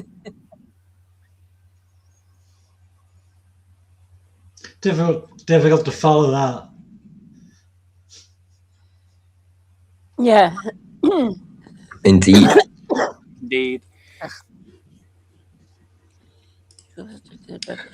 So, it's Andy. Oh no, we've kind of covered everything there with the how it relates to the stories as well. Andy, I guess it's your turn now for your episode. Okay. Oh, right. Okay. I didn't prepare any visuals or clips for that. I guess I'll just try and talk you through it as best as possible. I chose another Deep Space Nine episode. It's called It's Only a Paper Moon. It's from the 7th season. It's quite late, last season. And it follows the story of a character called Nog, who is a Ferengi. The Ferengi culture, they adore money, but Nog has been a bit of an outlier. He has enlisted in Starfleet, particularly military end of it, and gone and fought in the Dominion War, which is a big one. And during a big battle, Nog got shot up pretty badly, saw a lot of his friends die. And I mean, he's a fairly young youngster. He's barely sort of. So he returns to the space and to his friends, an amputee. Is experiencing severe post-traumatic stress disorder. He's not showing up for psychiatrist meetings, for counselors meetings, for any medical meetings. And when his counselor does get hold of him, she gives him permission to hang out in a holodeck where there is a sort of 50s lounge singer called Vic Fontaine. We have an ad to the scene. That'll come up. Yeah, I thought it might help with some visuals and things, but the IMDb page for this has got some. I thought while you were talking. Mm-hmm. Okay, cool. Let's see, that should be enabled. Yeah, oh, here it comes. Nog, who you see on screen now, essentially moves into the holodeck. He's got leave time built into his recovery, but he moves into the holodeck with this lounge singer. Who, I mean, holodeck programs are only supposed to run for 4 or 5 hours at a time. But essentially moves into this imaginary character's club, singing club, and is suite above there, and sort of spends, I think, maybe a couple of months in this because, his uncle owns the suite, the holodeck, and is strong-armed into sort of keeping it running and footing the bill. So it becomes a kind of a mental health hostel that looks like a Vegas club. And over the course of the story, he kind of invites his friend Jake. He and Jake have been best friends from childhood. But he ends up starting a fight with Jake's girlfriend because she calls him a war hero and he can't with that. The counselor is getting quite stressed, wants him to come out of it, and it's not seen as a good idea. But it comes about that he kind of has this sort of obsession with building a new life within this imaginary scenario. He pitches to the club singer building a casino in there, which is a very sort of a Ferengi thing to do. So he's wanting to prove himself to be like a real Ferengi. There's all other. So he's the amputation. He's got like a phantom limb syndrome because it's Star Trek and there's Star Trek medicine and that's all quite advanced. He doesn't need to be walking with a limp. He doesn't need to be carrying a cane, but because he still feels it in his mind, he still feels a pain of the leg that isn't there, that people tell him he shouldn't feel. He feels constantly tired. One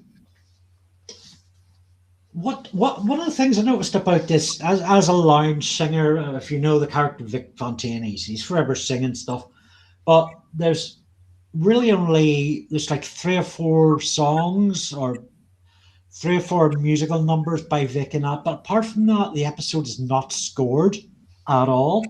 So it leaves quite a lot of sort of long meditative silences, which I think is quite unique for modern track, not to have a musical score behind it. And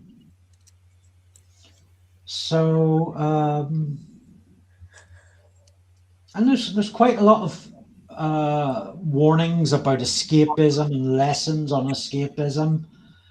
He forms this relationship with Vic. There's kind of a fraternity thing.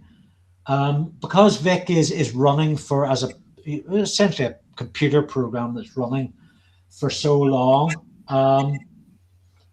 he starts to endure a kind of a multi-sensory kind of download, and Nog becomes kind of like his father almost in a way, because he's giving him the experience of life. It's an imitation of life.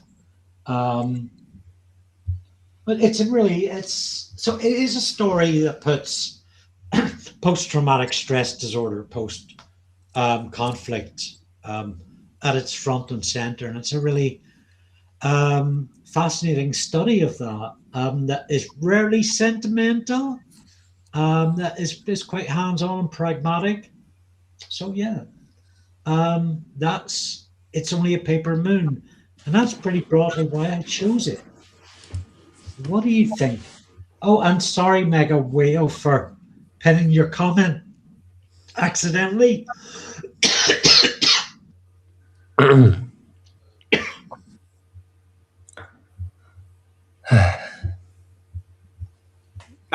mean, it's Only a Paper Moon. I think that the title of it and everything, and like everything about this episode was absolutely spot on. I had a good time rewatching it again to catch up with it. It's a work of art, isn't it? This one, you guys have all picked some really good, meaningful ones. But this is, I fell in love with Nog all over again because of this.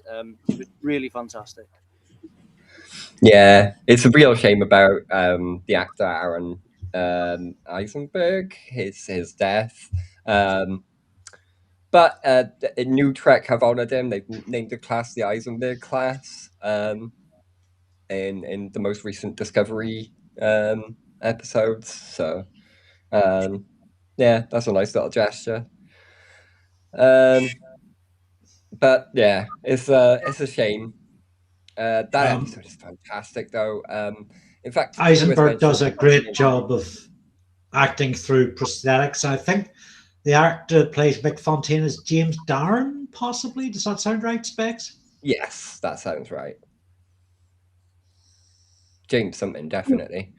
But he did a fantastic job, didn't he, of playing Vic Fontaine? Vic Fontaine as a character was absolutely awesome. Like at some stages, when you first watch it, you kind of think that he could potentially even be a villain because he's got such obvious motivations of being real. Thanks to Nog, he's able to go to bed at night. He's able to get up and go to work and experience all the in-between stuff of the program and that. And he is essentially, as Miles O'Brien says during it, he's essentially alive, isn't he? More or less. He says himself he's an engineer, not a philosopher. But the program has the initiative and the ability to be able to turn itself off and on.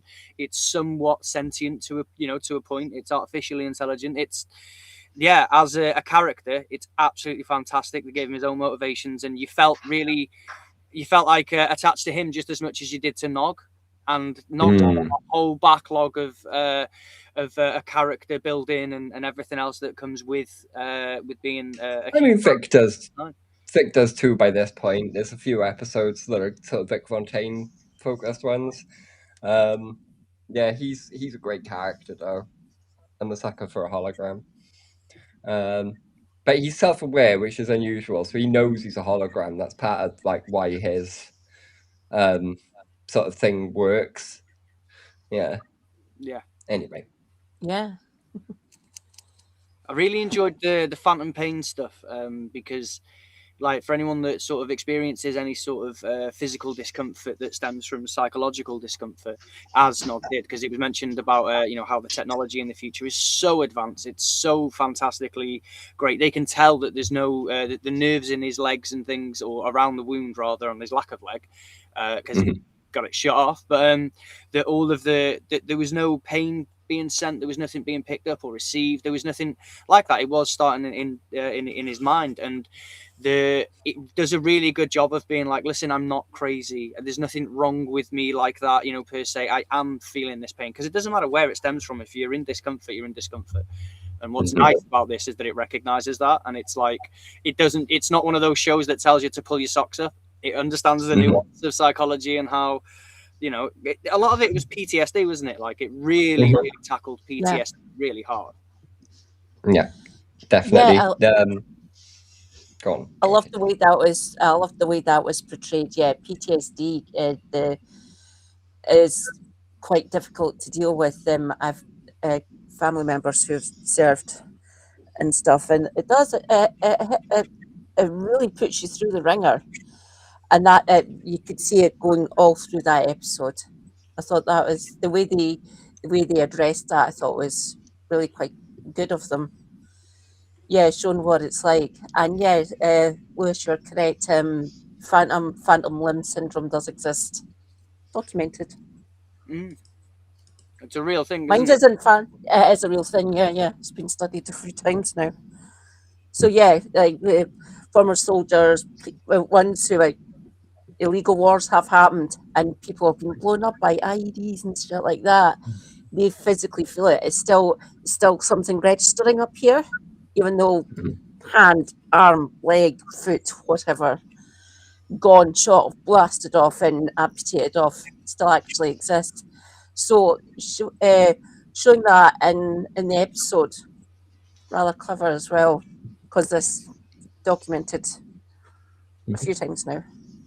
I feel for soldiers who've been blown up like that, having to deal with like the phantom limb, even though it's gone. And everything as well. Because that's an aspect that you don't really see.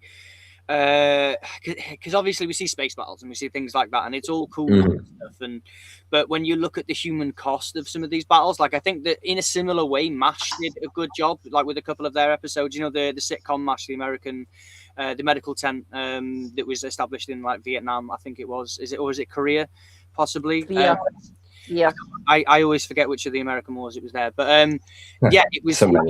It kind of deals with the although the similarities, in my opinion, between that episode and the way that MASH deals with it is that it takes very serious, very real topics like PTSD, like war, and it can show you the ripple effect. It's not just about the bomb being dropped or the laser or phaser being shot at someone. It's not just about that incident and then people. In fact, there's even a moment where Nog is in the Hollow Suite. He's watching a western where somebody gets shot in the arm, and he's wondering, he's like, well, where's the blood, where's the where's the pain and the screaming and everything else, because that's usually what Hollywood and the romanticized version of battle and war, all that stuff leaves out. It's not just that, but and what this show addresses is that not only is there lots of blood and screaming, but the pain carries on in a different way for a lot of people for a long time, and it can manifest itself in lots of ways. Like for Nog, it was having to run away from his life, and it's so fantastic, isn't it? This episode, and it's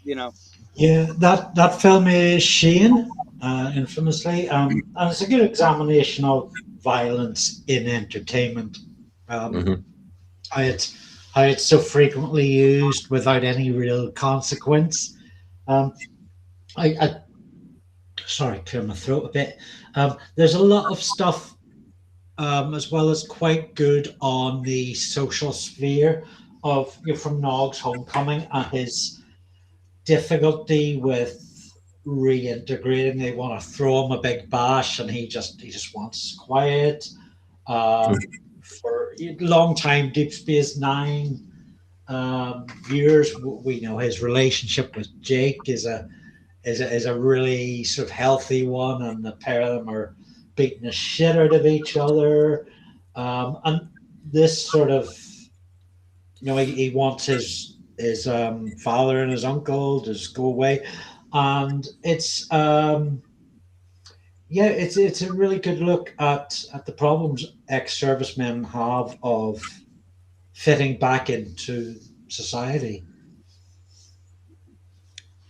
It's good. It's not good, I don't know, but it's also of all of the advancements that they've made, conditions that are as common as post-traumatic stress disorder is, especially now in a world with, war everywhere, lots of different people suffering in lots of different ways, not just soldiers, but the casualties and everything else of war. But it's civilians. One of the things that they address in this is that this is it's a journey that you have to go through. It's not an easy fix. That's something else that because there's a lot of pressure on soldiers and things and people that have been through conflict like that to return home and just be exactly as, just start again, have a new life, everything's fine, separate the two. Whereas, this episode does a really good job of highlighting the reality that it's a journey that you have to go through. It's not something that you can just fix overnight, or, even though it was the course of one episode, it was an episode that took like quite a lengthy period of time. He lived in that world for a while. What do you think to the idea of using holograms as therapy? Like, is that something that could work? Well, I mean, they're already trying to do AI as therapy, aren't they? So yeah, they are. Yeah, that's what I was going to say. I trust it. I don't like that. I think that's the wrong use case. There were right use cases and wrong use cases. Yeah. No technology is evil. think it's how we'd it's be used. better the problem create need be before we investigate such highfalutin ways of developing therapy. Not to say, I mean, yeah, definitely computers can be very useful, have proven to be very useful. And yeah, I meant to say entertainment or the more sort of imaginative, innovative things. Yeah, actually, there's a huge history that's of computing helping disability. I mean, it goes way back. I mean, that we were discussing in the Discord the other day, just as a good news story, I suppose, for this bit. There's a mouse, basically, or a computer input device that you can have that lives on your soft palate on the roof of your mouth. And so if you've only got control above the neck, it allows you to control the computer, essentially, or your wheelchair, or whatever. And if you think about it for 5 seconds, yeah, your tongue is pretty dexterous. You could do fine, pointer control with that quite easily. It would translate really, really easily. And you're all doing it now as well. You're all using your tongue on the roof of your mouth like a mouse. I can tell. Fun fact, Andy Crow, who played Billy Homer in Facebook, was one of the engineers of that technology for Apple. Oh, cool.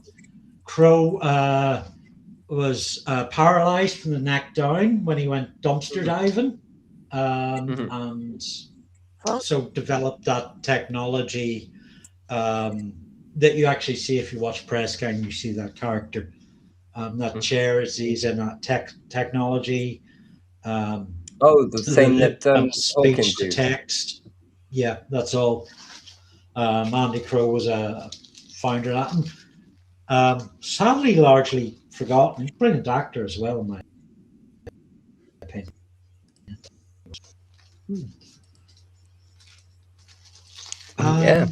So, I kind of, for my story, I mean, this would be a really good one for looking at in more than just news and talking about something quite broad, and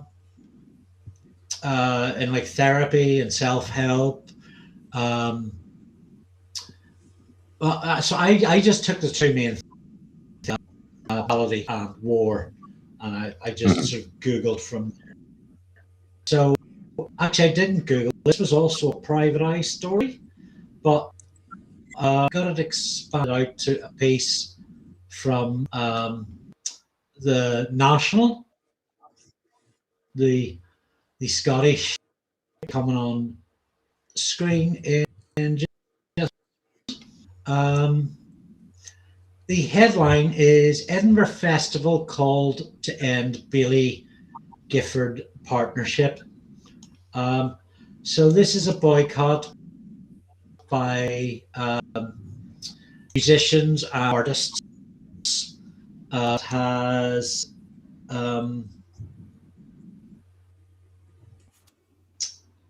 See, actually, if I just pull up the Private Eye story, which is a much summary, because there's been a number of news stories about this, mostly in the National, but also I noticed the Guardian carried one.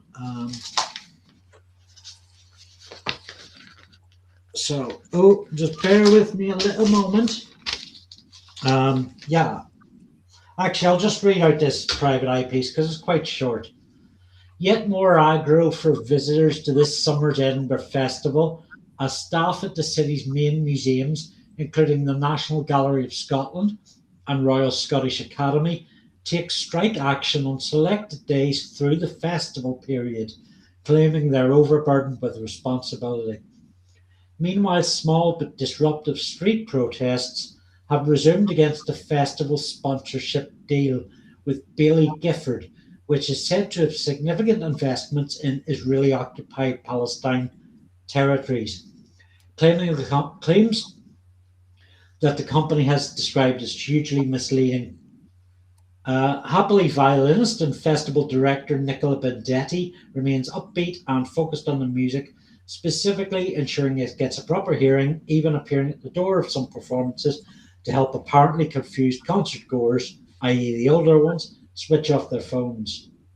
That kind of, yeah. To the National for a bit more kind of detail on this. The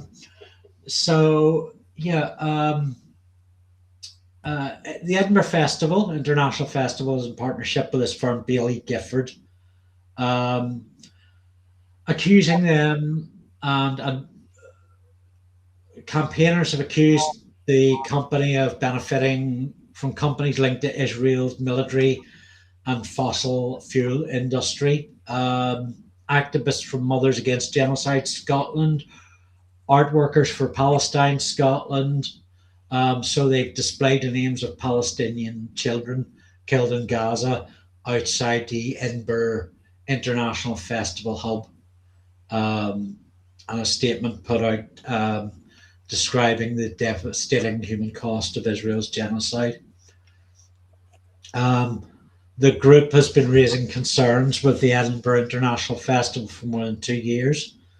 Baillie Gifford's links to arms, weapons, fossil fuels, and companies where activists are directly involved in the occupation and genocide, which Baillie Gifford said is largely misleading. One of those companies you might have heard of is Babcock, where Baillie Gifford holds shares. Babcock is in partnership with Israel Aerospace Industries on UK military programs. Baillie Gifford also have holdings in French energy firm Total Energies and defence company Anduril, part of an investment portfolio that is supporting a country guilty of international war crimes. And there's been a call on artists and audiences to boycott the Edinburgh International Festival until a sponsorship arrangement ends. I should note that this story is 2 weeks old, so that festival might be over at this point. Not yet. Not yet, still ongoing. Still ongoing. Baillie Gifford, spokesperson, has come out and said, "Oh, it's okay. It's all cool. Nothing to see here. We didn't do those things. We didn't invest any money." They forget things like public ledgers.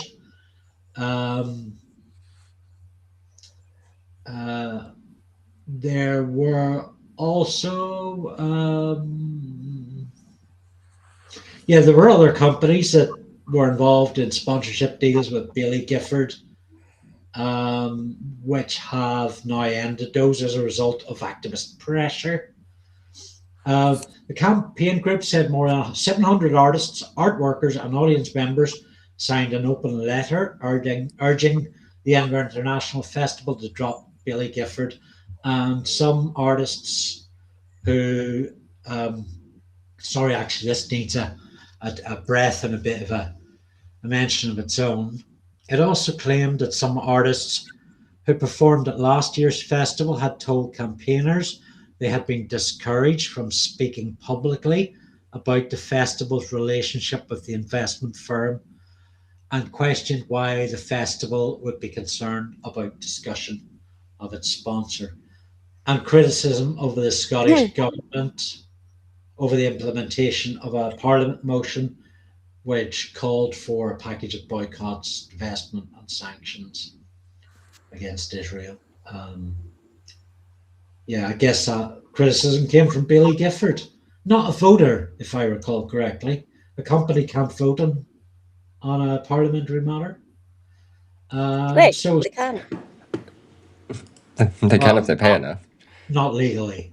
Oh, it is legal. It's called lobbying. What are you talking about?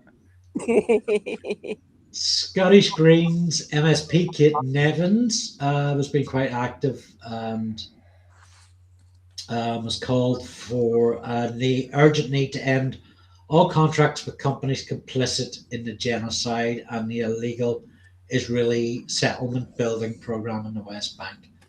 The activists also linked their concerns to the climate crisis with the investments in fossil fuel companies and recent wildfires.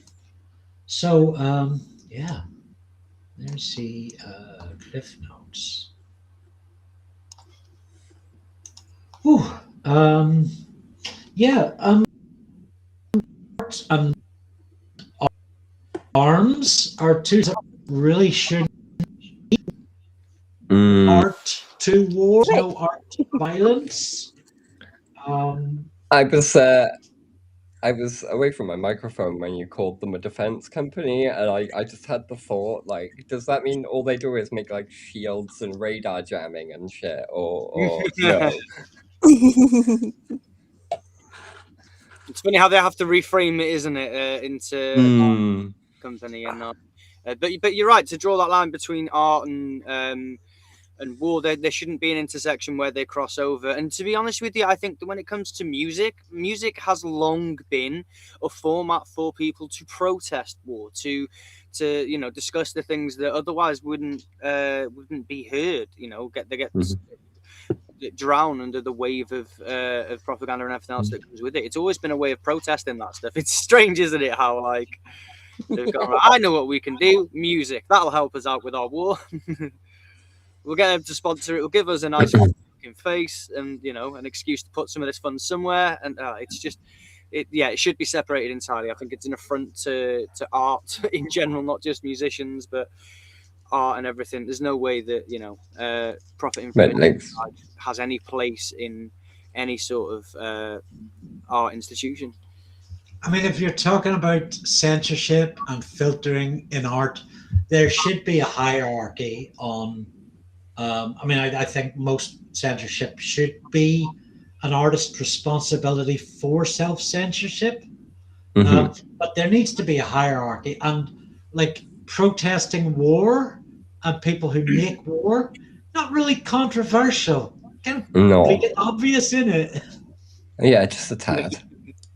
One literally goes with the other. It's crazy. Like I saw, I can't remember who it was. It might have been Bob Vinyl or Bob Villain, or perhaps Kneecap, or someone that went to Glastonbury, and everyone was like, "Hey, this is supposed to be about music, not protest."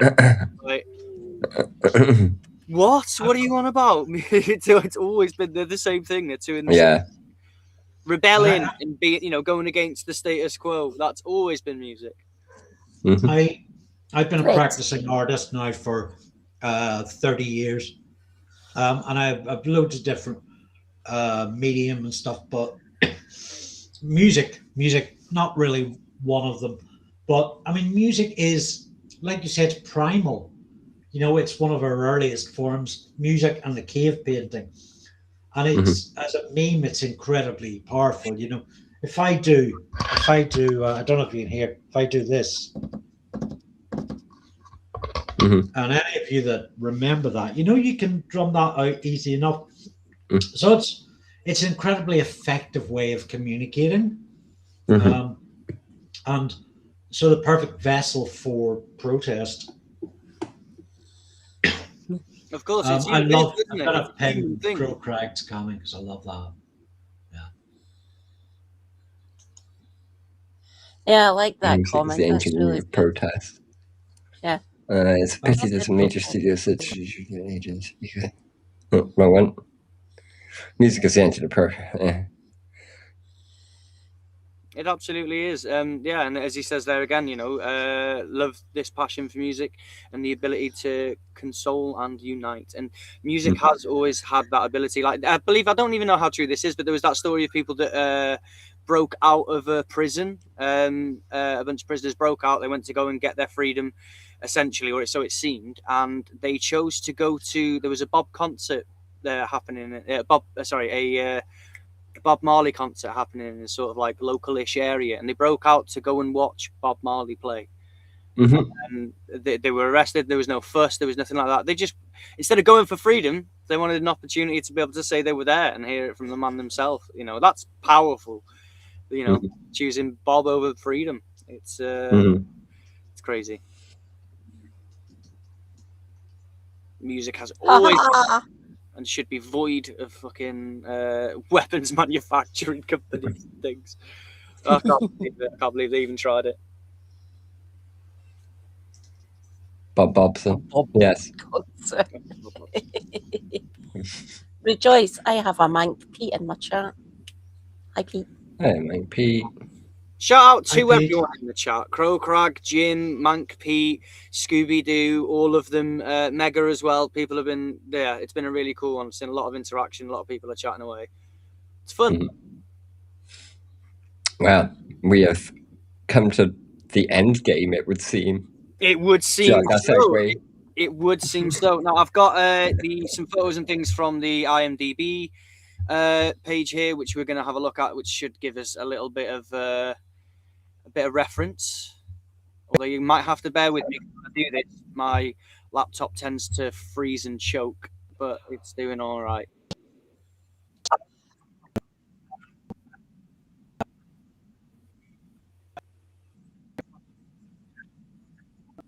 Yeah.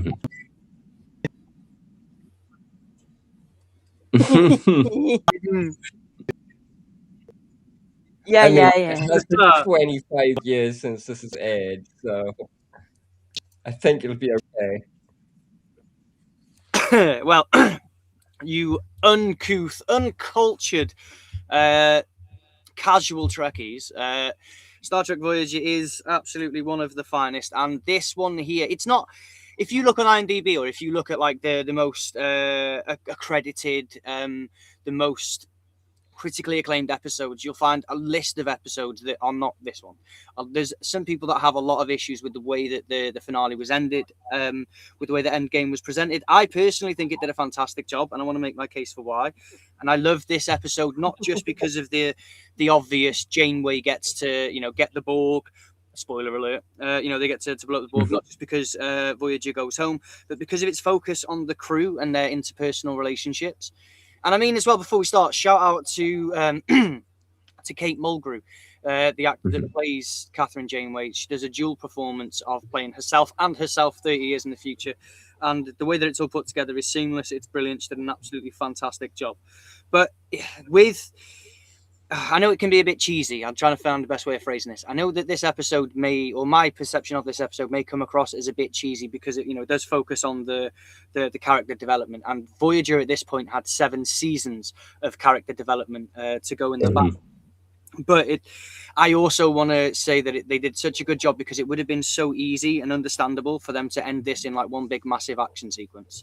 Like they could have gone for explosions, they could have gone for fireworks, but instead they chose to focus mostly on the sort of interpersonal connections that everyone had. They put the final touches onto the characters, the last little details, and it really rounded it up, and it made the whole thing not just about the god tier tech, not just about the time travel and everything else that goes on in this episode, but it's about the people making the journey and then how changed by the journey they are. But the episode itself opens up at a party. I think that's going to be some of these ones here. Oh, let me just skip into it a little bit. Spoiler alerts. But no, it opens up at a party, if I can get there in the end. Stuff. And we saw Tom's crazy ass hairline there as well. Let me close out and find the actual picture that I wanted though.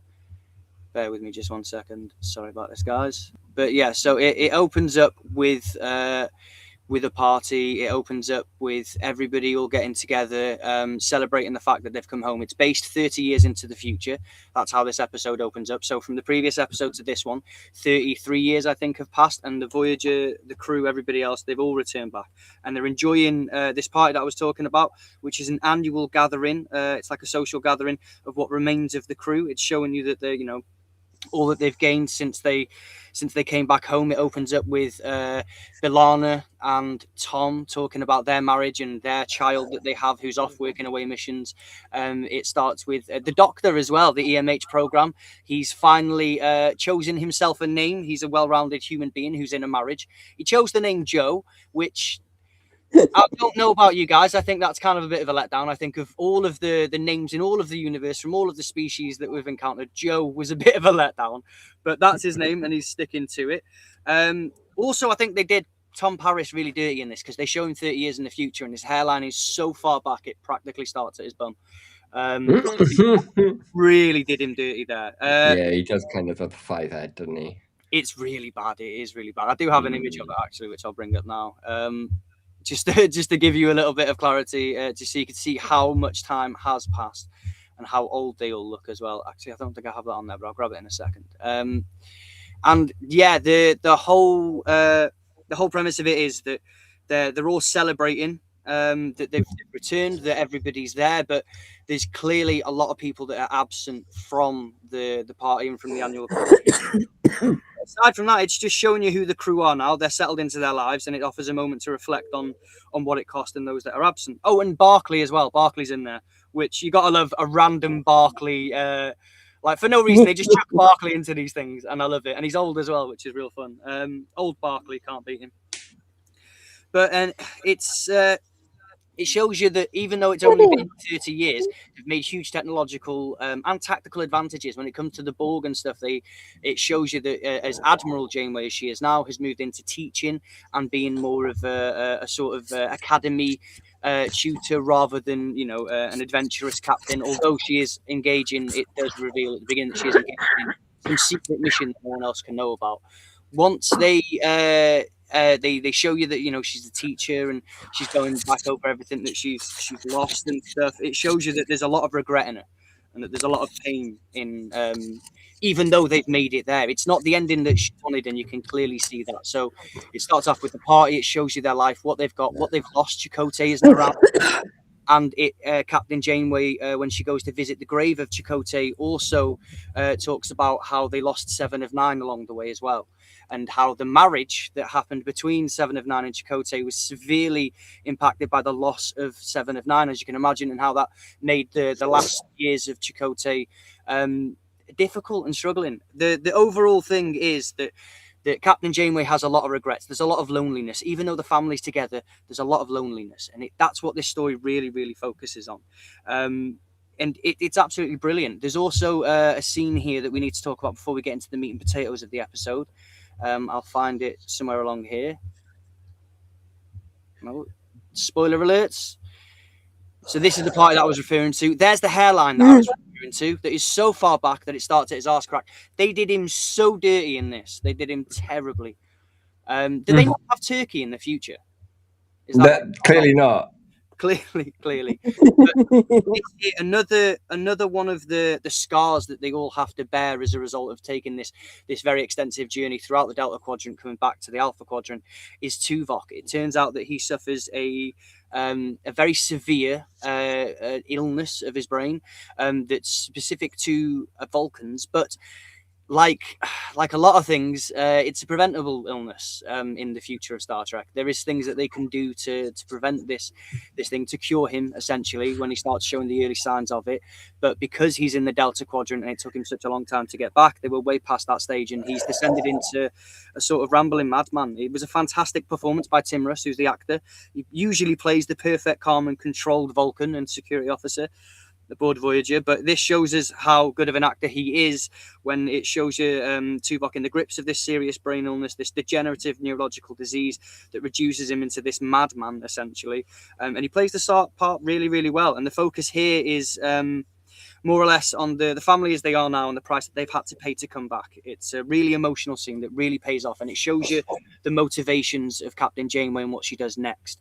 So what Captain Janeway does next is engage in some really shady dealings. Captain Janeway of the future isn't afraid to bend a lot of rules. In fact, it looks like rules might entirely be out of it altogether. Kate Mulgrew does a fantastic job of playing this alternate version of future Janeway. And her plan with some of the future tech that she's just acquired, breaking bleeding edge stuff, she's going to go back to the past to a point where the Voyager ship goes past a nebula that sees lots of Borg inside, and they see that there's the potential to maybe shave off a few years of their trip or get home. They don't know what they've uncovered until later on.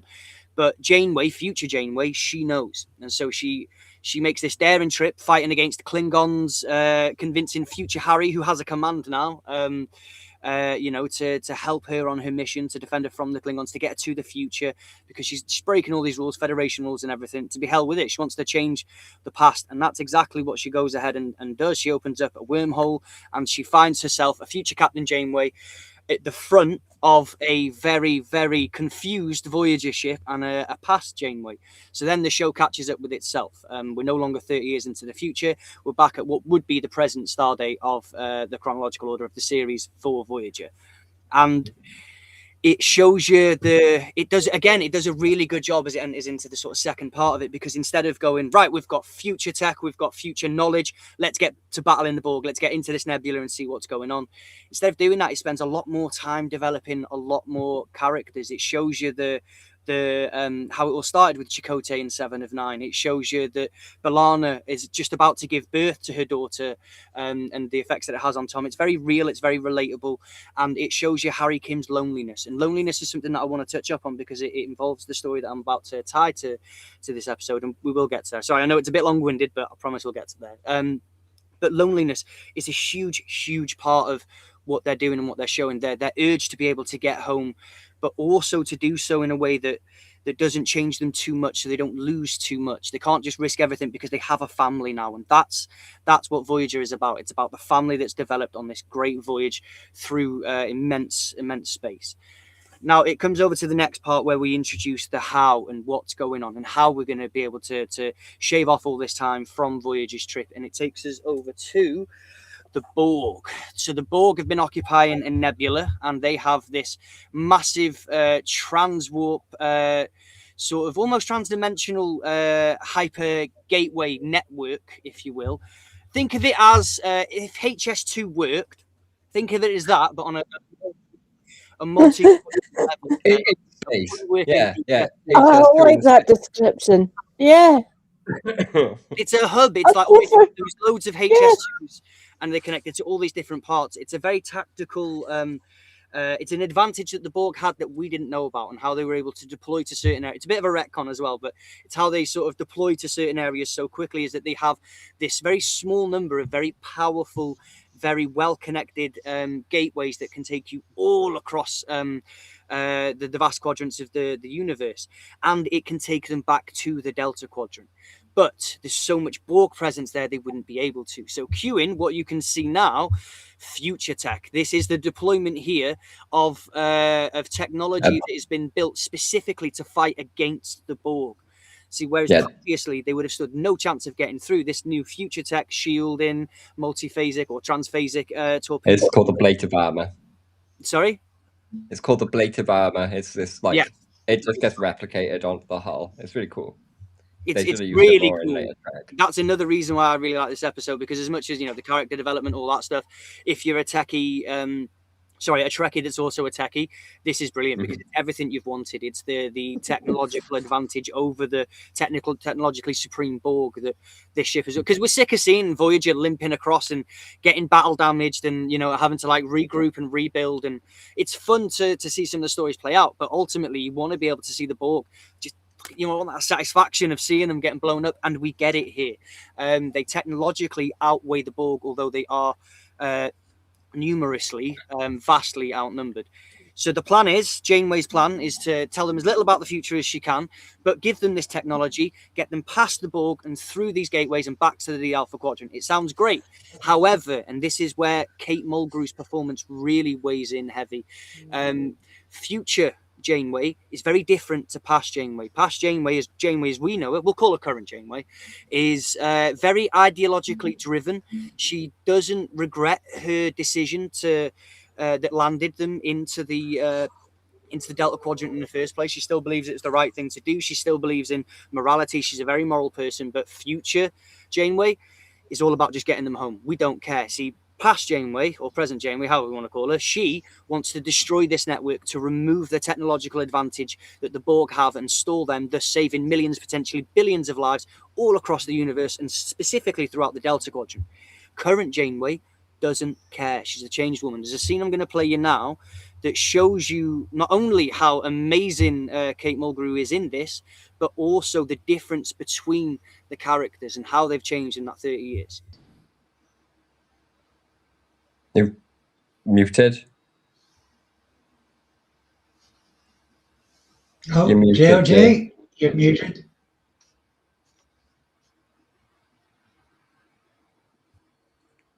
Oh dear. Really, sorry about that. I was worried about feedback and things. My mic's quite close to my speaker, so I'll just mute it up for a second then. But so what you're seeing there is the same person, obviously. Like the effects as well. I just want to take a moment to appreciate that this looks like two different people who are the same in the same room. They've done a really, really good job of this. But also, it's not just the hair, it's not just the rank, it's not just the years of experience. These are very different people.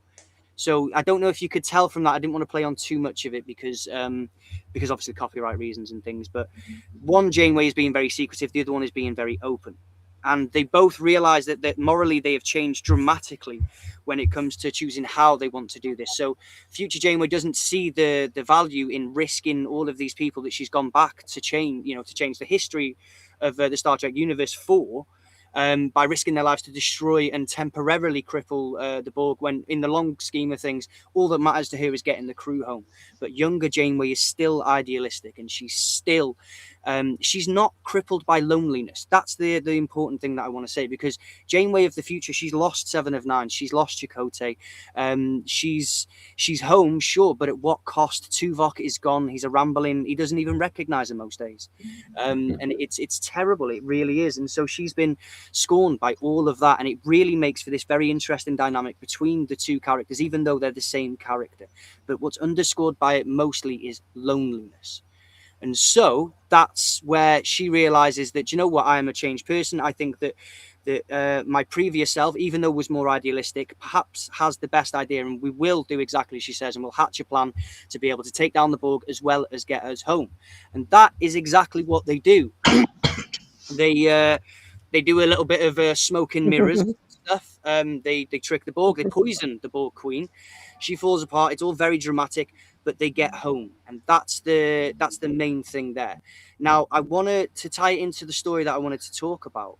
I know that I've sort of glazed over a lot of chunks of this story, but the main thing that I wanted to focus on was the character development and the loneliness, because Star Trek has long been a mirror to society, as I've said, quite a few times throughout this stream alone. But it touches on very real, very important issues. That yes, although she becomes a decorated officer, that the scars of the journey were too much to bear. The loneliness was so much so that she had to go and change history. Pardon me. Was so much so that she had to go and change history. And loneliness is the core thing that I want to talk about, because loneliness is something that everybody here experiences. We've all lost people. We've all, been through terrible times that have left us by ourselves. And loneliness is a huge and universal problem. And it's something that is being challenged now. So in the moment, in our world, we look at loneliness with, I don't know, it's kind of, there are ways that we are challenging it, but it's so little we know about it that we're pretty much trying everything. At the moment, it's even being talked about. I'll take you over to an article in the conversation.com. Robots, I mean, to tie into Star Trek, they're even talking about possibly using Star Trek type technologies to be able to help with loneliness. It's such a big problem that, I mean, at the moment, robots, I don't like this. Now, I know that there's a lot of people that obviously, like yourself, I can tell there's resistance to this, but you wouldn't believe the amount of people that use technology to be able to help them get over such a primitive issue that we all face. I mean, there's also this from the Huffington Post about the lonely generation, why young people are turning to AI for mental health support. I mean, which again terrifies me. It can be, like, and I'm like I'm all for AI, but not like this. Like, and the problem with AI is the ownership and what it's being used for at the moment. We agree that AI, and like, you know, especially now, shouldn't be involved in. Yeah, but look at the links that it's going to. Look at the this is what size. Yeah. I was just going to say, like, look, more size. reasons I think to there's get the kids off the phones. I don't know if it's my computer or anything, but I'll just quickly, I'll just put in this last point though very quickly. But it says that the new survey that 7 in 10 young people saying that loneliness is negatively affecting their own mental health. Right, so that we're seeing now so many people looking for the things around them, and they're starting to you know, this sort of new age way of fixing primitive problems. Now it says here that in the last year the Office for National Statistics shared a survey result showing that 2 in 5 or 40% of respondents aged from 16 to 29 years old are reportedly feeling lonely often, always, or some of the time.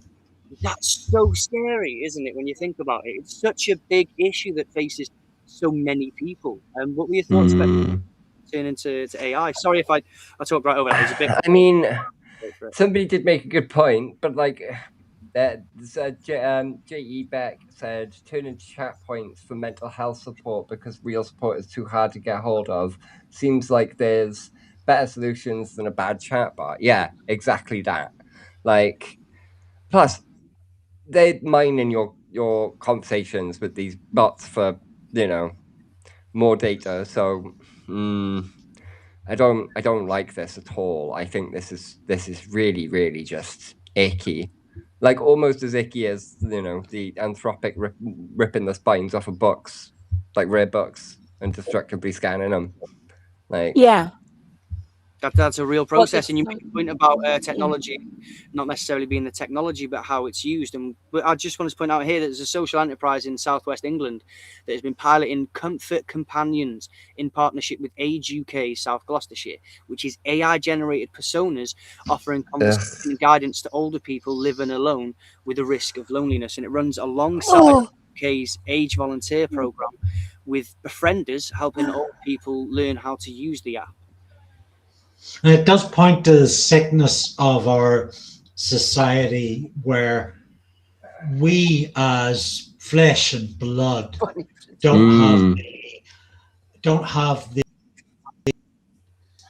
financial system in place, for one, to do this job ourselves, don't have the emotional sensibility, the time, the freedom from pressure and anxiety, which are like all factors that affect recruiting in the care sector. People don't. I don't want a fucking robot around me when I'm having a nervous breakdown or when I'm in my old age. In that role, I probably want my phone to check out, you know, the 30 blue sky retweets it got, but it shows me some love. And it's interesting that you say that, because loneliness is something that affects damn near everybody at some point in their life. How severe it is depends on a lot of different things. And there are people that have gone through, like personally, I've gone through profound types of loneliness. I've lost people that I was very, very close to, that I spent every day with, and then they weren't there anymore. And that void, it's big, and it can really negatively impact so many people in so many lives. And we saw that the numbers of young people, the risk, even though we're all connected with technology, loneliness seems to be a rising issue. So the real question is, I mean, obviously, like AI friends, AI companions and things. It says here in this article that AI companions are intended to supplement the waiting list for human befrienders rather than replacing them. But unfortunately, as Bex pointed out, that it's nothing wrong with the technology. It's just how it's used and how it gets used. I can see this being a short-term gap that lasts a very long time, unfortunately. But now here's the but. There is something that we can do. Now, when it comes to the massive problem of loneliness, there are some people and projects that are getting proactive about it. So here is something that you can do to help. And again, the way that this ties into the Star Trek episode is that was a collection of people who, by their profound the sharing of profound loss and grief, became a family, but still were so lonely and isolated that loneliness drove that entire episode. It made Janeway go back in time. It made her break all the rules, violate the prime directives and everything else, go back in time. It made her do a lot of things that we wouldn't expect a typical Janeway to do. And the reality is that loneliness has that impact on people. It's profound and it's hard, but there are things that we can do. I take you now to 1 million minutes. This is on the ITVX site. I'm gonna copy a link and I will try and put it in the chat after I've finished this. But yeah, so this is let's have a look here. In its 10th year, the multi-award-winning 1 Million Links campaign has brought together thousands of volunteers with thousands of people experiencing loneliness and isolation around the UK. The 2025 campaign film features some famous faces, including Ant and Dec, will.i.am, Tom Jones and the Chasers, to name a few. Asking people to donate time to volunteer to help end loneliness. And this year feels more urgent than ever, with rising prices in the shops and pressures on families. It's so easy to feel disconnected. Now more than ever, it's more important for us to fight to help end loneliness as people around the country struggle with mental health and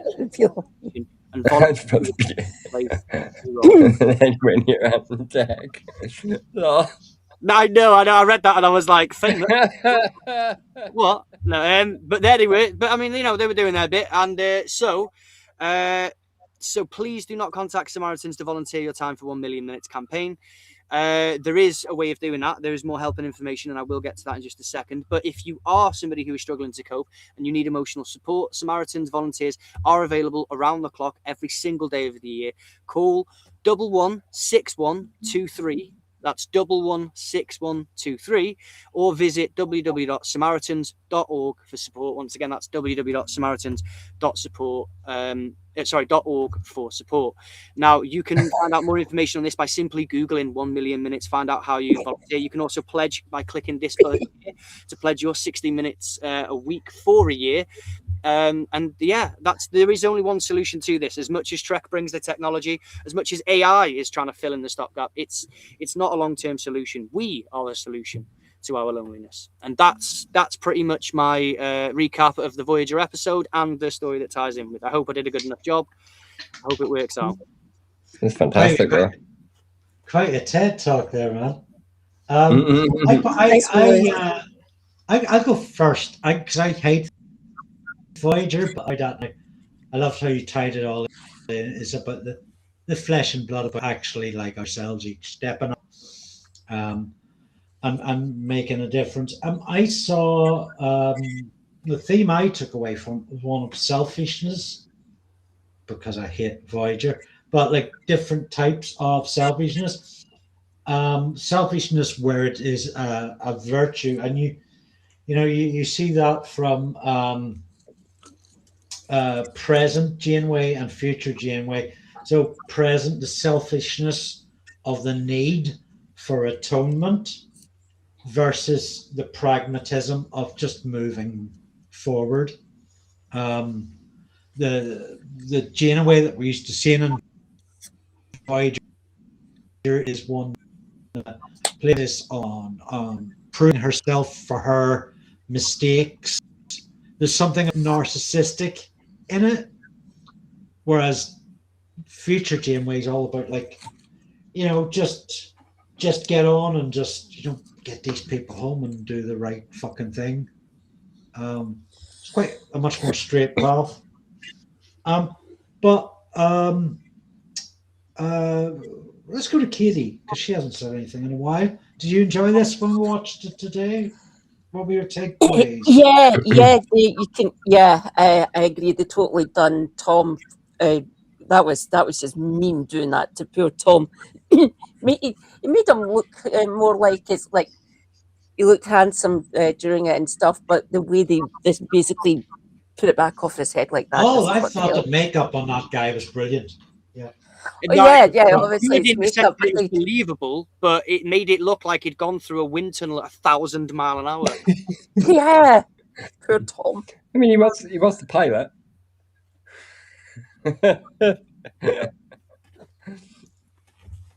Stop it. Yeah, so it is a right. Younger Janeway, contemporary Janeway, basically say that obviously it was one of the main reasons I loved her, because you would do this, like they have to blow up this transwarp hub.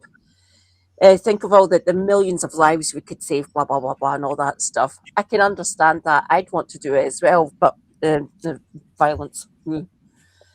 I can see why, like the older Janeway just said, like, get home. Just use the transwarp corridor, the transwarp hub to get back to the Alpha Quadrant. And I can see why she would do that, because the lived experience that Janeway went through would be gut-wrenching. Watching her, one of her best crew members and her second in command literally get put through the ringer, 7 gone, and Chakotay basically consigned to years without the love of his life. That would hurt. I can see it was supreme comfort that she was basically wanting the supreme protector for her crew, for her family, essentially, because they are a big family. And said, yeah, I can see why she would do that. But yeah, I would still be with like the younger Janeway. I'd want to blow it up, essentially. Because this Who is knew the what? Sorry, special mention to Jacqueline comment. Also, special mention to Jacqueline's comment. Also, it's the 21st century. Surely they've got effective ways of making it look like your hairline hasn't receded. Like I said this before, No it's point, almost as though Jacqueline. the entire country of Turkey just doesn't exist in the 24th century. Like on Tom Paris's money as well, they'd be on some they'd be getting compensated for that trip to there. They could afford the new hairline. You know, how much of Turkey's GDP is like, you know, teeth and hairline? Literally. But to be fair, there could also be a sign. I mean, they may have thought about it, and it could be a sign that maybe they're just not as vain as we are in the future, and their hairline doesn't mean as much to them. They're happy to grow old gracefully and everything else. Yeah. But it was a lot of, just to touch upon what Katie was saying about the pragmatism of older Janeway versus the idealism of the younger Janeway. It was brilliantly acted, and I thought that that Kate Mulgrew did a fantastic job of showing you this very two different sides of Janeway. Even though they're playing the same character, they were distinguishably two different people, which was absolutely spot on.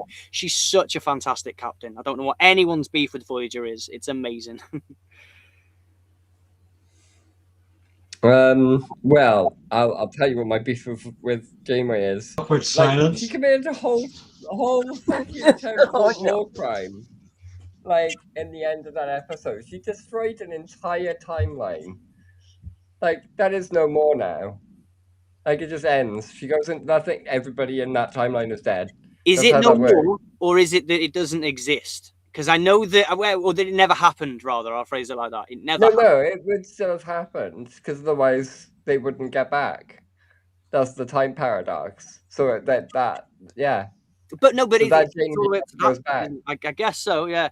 The Prime Directive, is it as important as we think? Well, the temporal one clearly is, yeah.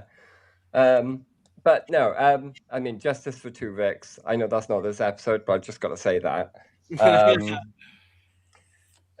No, Janeway, yeah, like the whole Borg virus thing and genociding the Borg, because that's what she does. She does genocide the Borg as well. Like, damn. Yeah, I don't. Yeah, I think that. I mean, you could interpret a lot of other captains' actions as Oh no, I'm not. You know, I'm not trying to defend Ben Sisko here. He also commits genocide. That does happen in For the Uniform, but like we're not talking about those episodes right now. We're talking about Janeway. But yeah, no, I do love that episode though. For the Journey is like the phrase. Sisko commits genocide. It is canon where Sisko commits genocide. In the episode For the Journey. No, for the episode for the Uniform. Sorry. Thanks, Specs. Let the DS9 fans down. We'll have a chat about that off camera. No, we got away with it too. We've got to be factual about Just this. like Israel. Janeway's worse though. She killed Tuvix. Anyway, I've forgotten where I was now, but alas, yeah, it's a fantastic episode. I love that bit where they're all in the in like the conference room, and they all do the For the Journey bit. That's great, and yeah, that they get the Borg Queen actress back from First Contact as well, which is always fun. Oh, was that Alice Creek? Yes, it is Alice Creek. That's that was Alice Creek. Couldn't remember her name. I was thinking that. 6 years after First Contact. That episode. Yeah. Because it was the lady who played the Green Arrow's mum for the rest of the Voyager series. In the CW Green Arrow show. I can't remember the actress's name now. I could Google it, but yeah. Oh, can we know about this episode? Just for well, we get Dwight Schultz, who is just actually the best I've seen him. And I've been a fan of Schultz since the 80s.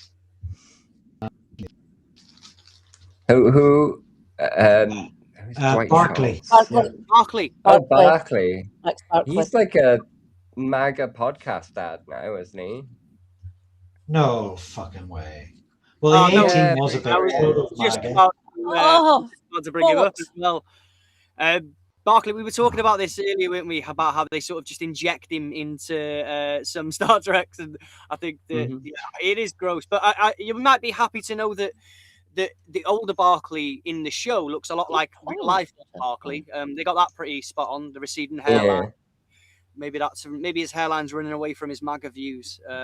But no, but let's nerd out for a second. One of the great things that this episode. I've got a pun. If he carries on being MAGA, then I'll have to go to ST, Mr. T. Thank you. Here all week. Heavyweight stuff. But no, the tech. I want to nerd out about the tech. Anti-Borg technology. Because in 33 years from now, the Borg basically are no more than a pest. They can blow them. How cool did that ship look when they covered Voyager in that armor and stuff as well? It's fucking brilliant. Is that like 3D printing?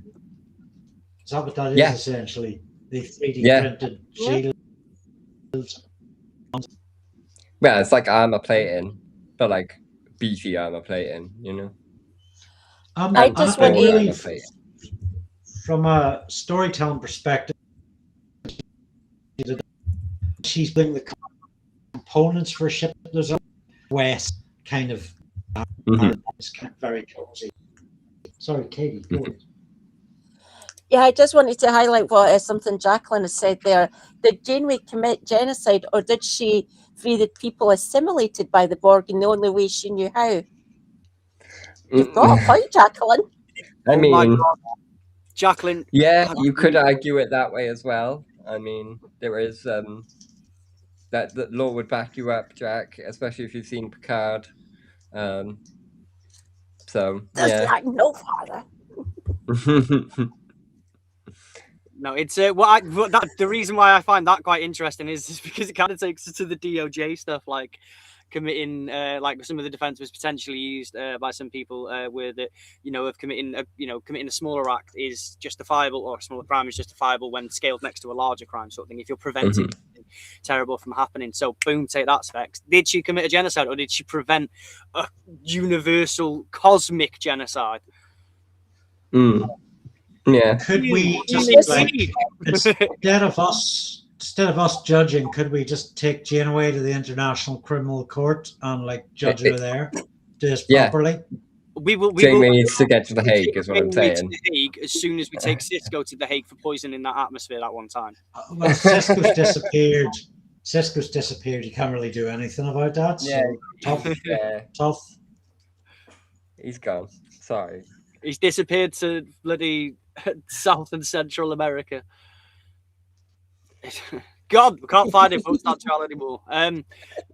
No, it's I really enjoyed the episode. I love.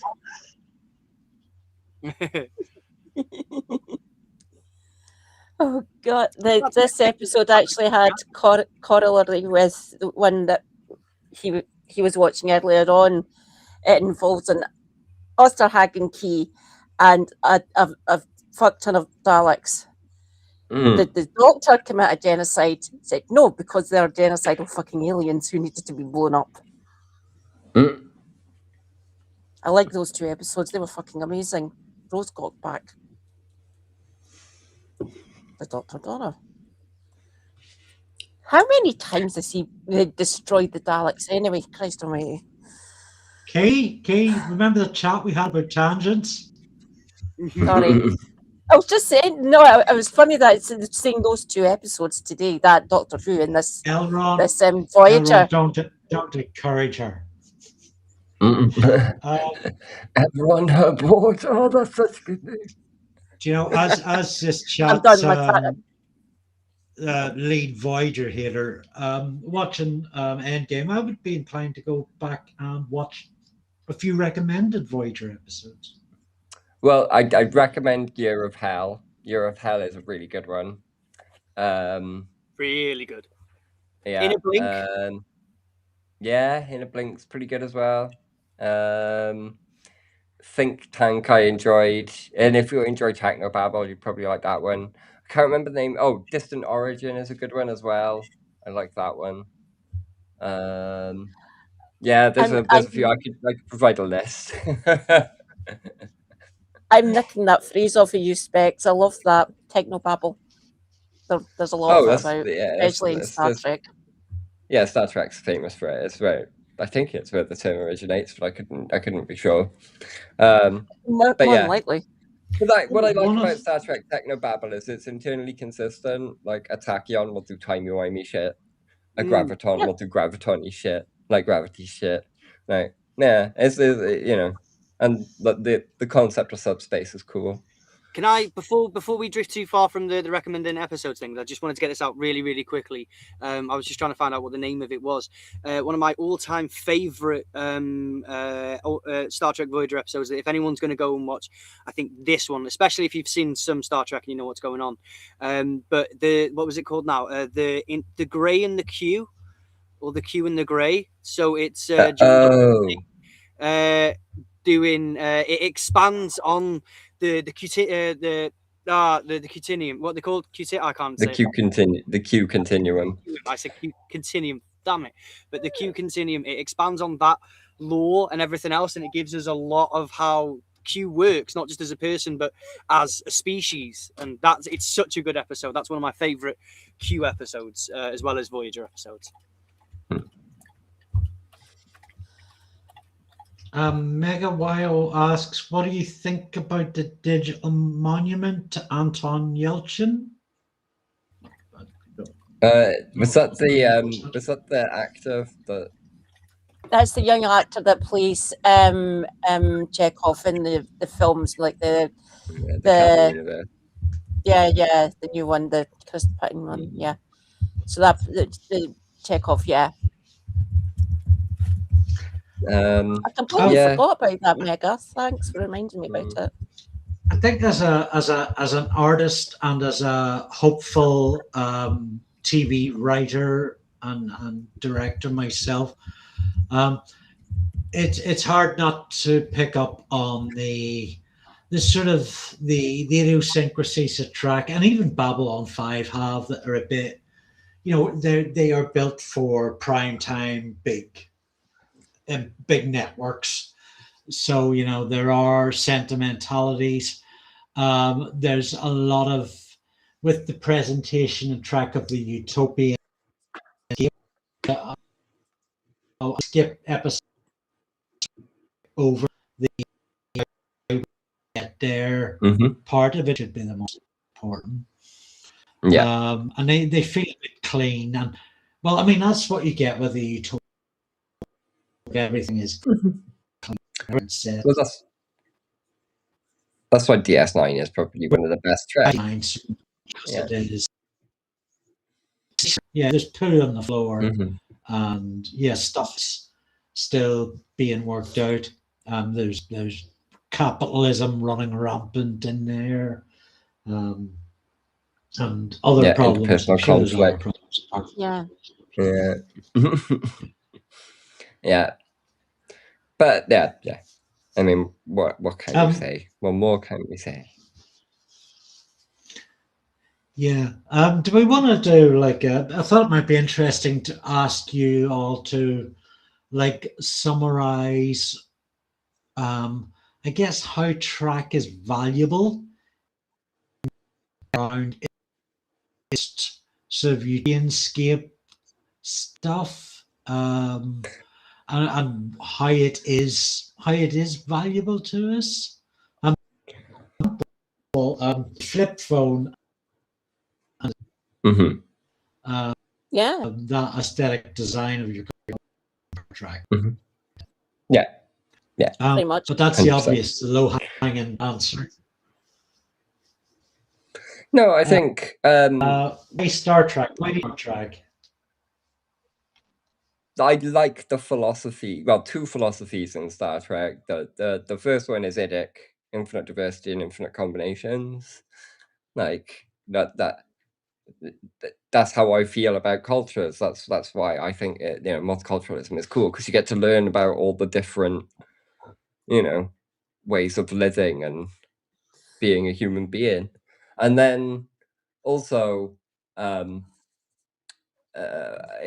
a bit about the new economic order in First Contact. We are no longer driven by the pursuit of personal wealth. We aim to better ourselves and the rest of humanity. I like that. That's yeah. I wish we could do that, please. Actually, I want that. Yeah, that would be nice. But yeah, that's things that I think are important, and even despite the utopian setting, because we certainly don't live in a utopia, but I still think the whole infinite diversity and wanting to better yourself and everybody else is not a bad thing. Going out and meeting new people, like new races and stuff, that's what I liked about it. Like meeting new, going out, exploring the universe, blah, blah, blah, and finding new ways of doing things for the betterment of all races involved, all aliens and humans and blah, blah, blah, all different planet systems and shit. So going out a little bit of little bit of an adventure in me.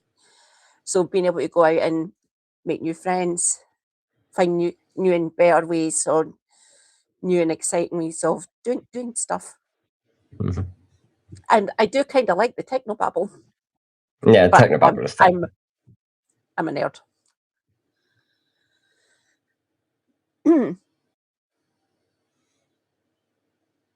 We're missing a Burke. Yeah. He's got the sort of dogs out. Oh, is he? And I think Andy's net's having a bit of a funny five. Thank you for the raid, Mr. Kevin of Loganshire. Hello, Kevolutionaries. We have a Burke taking out doggles. We have a Specs, Welsh techie wizard, and we have the usual Andy up here and your lads. We discussed Star Trek tonight because nerds. But I think we do, especially in the dystopia that we live in, I think we do need hopeful utopic stories. I mean, we should shoot for the moon, right? We should be, you know, like, I think it's important to keep spirits up. And Star Trek's Yeah. comfort food for me. That's what it is. Like, it's literally what I put on when I'm eating something, you know. I'm not right. I said I liked Technobabble there, and one of the ones that I'm watching on the Jellyfin and stuff. There's on the internet, Technobabble. You get like somehow. yeah, and then on you've got the Technobabble that you get in like the Star Trek world. Then you've got the hard maths and philosophy of the program I'm currently viewing. I'm getting it. It's based on an Asimov series of books, and I have tried so many fucking times to read Asimov, and I can't fucking do it. I'm you sorry. watching Foundation? It's very good. Yeah, I like. I'm loving the character dynamics, though. But the actual when they're talking about things and what he's talking about, I just my eyes glaze over. I'm not in any way I'm kind of mathematical minded. You have to have a degree, but yeah. Technobabble to a certain extent I like, but it's what's in Foundation and what's in Asimov's books just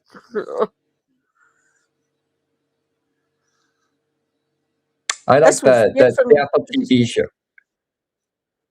The Apple series is good, I think, but meh. Yeah. I've enjoyed it. It's very different from the books. Like, it's not a 1-to-1. They've like adapted it for television and changed some bits around. Oh, they wouldn't but be I able enjoyed to the do books as that. well. I listened to the audiobooks on that one. That might be easier for me actually, doing it that way. Oh, I think Andy, your computer or internet is struggling in some way, shape, or form. Oh, I don't know that anymore.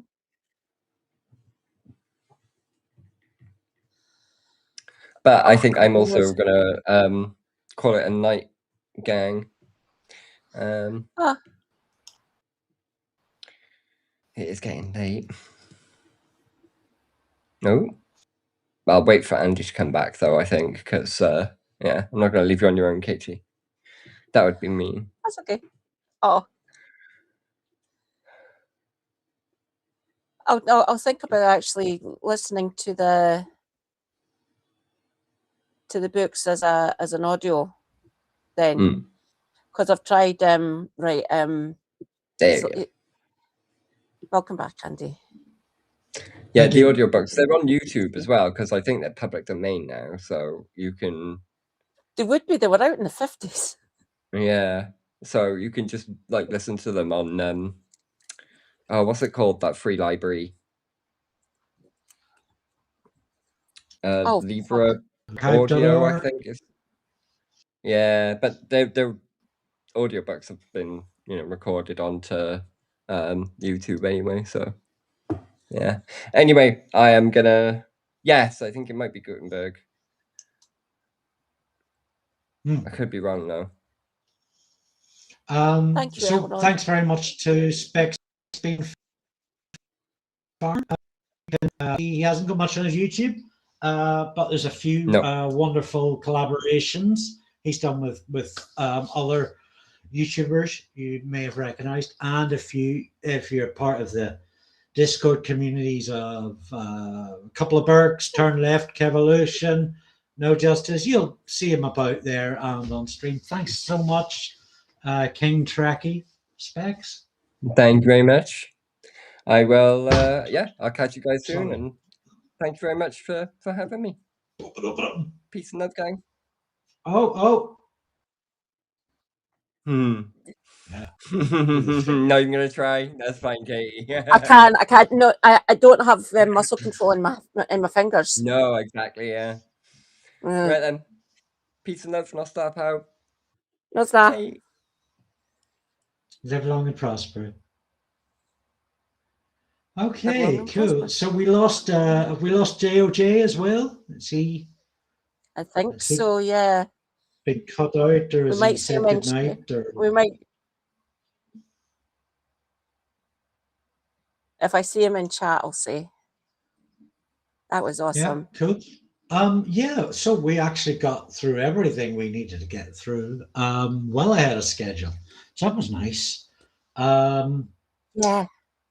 If he is not back, we should probably thank him in his absence. JOJ, also known as a couple of Burks Jr., one of the father-son team who expose fascist auditors and do really good sort of video essays live on those. So yeah, please do go and check out their stuff if you've not already. Wonderful community. Katie Marshall, stream YouTube and Twitch 4 days a week. And she and I do a Saturday night thing. I'm Andrew Luke. I make video essays about like stuff like Stephen Moffat's Press Gang, and I made some Star Trek videos actually. There's a really funny takedown on the appalling modern Section 31, which involves me wearing leprechaun ears and shit like that. So yeah, go and check that out. And what else do I do? Oh, I make Always Sunny in Philadelphia micro reviews. There's one on tomorrow morning. I have a Patreon, which is really good. So I'm horribly prolific. So I'm doing this as well. So go and check that out. Oh, Katie, your mic's off.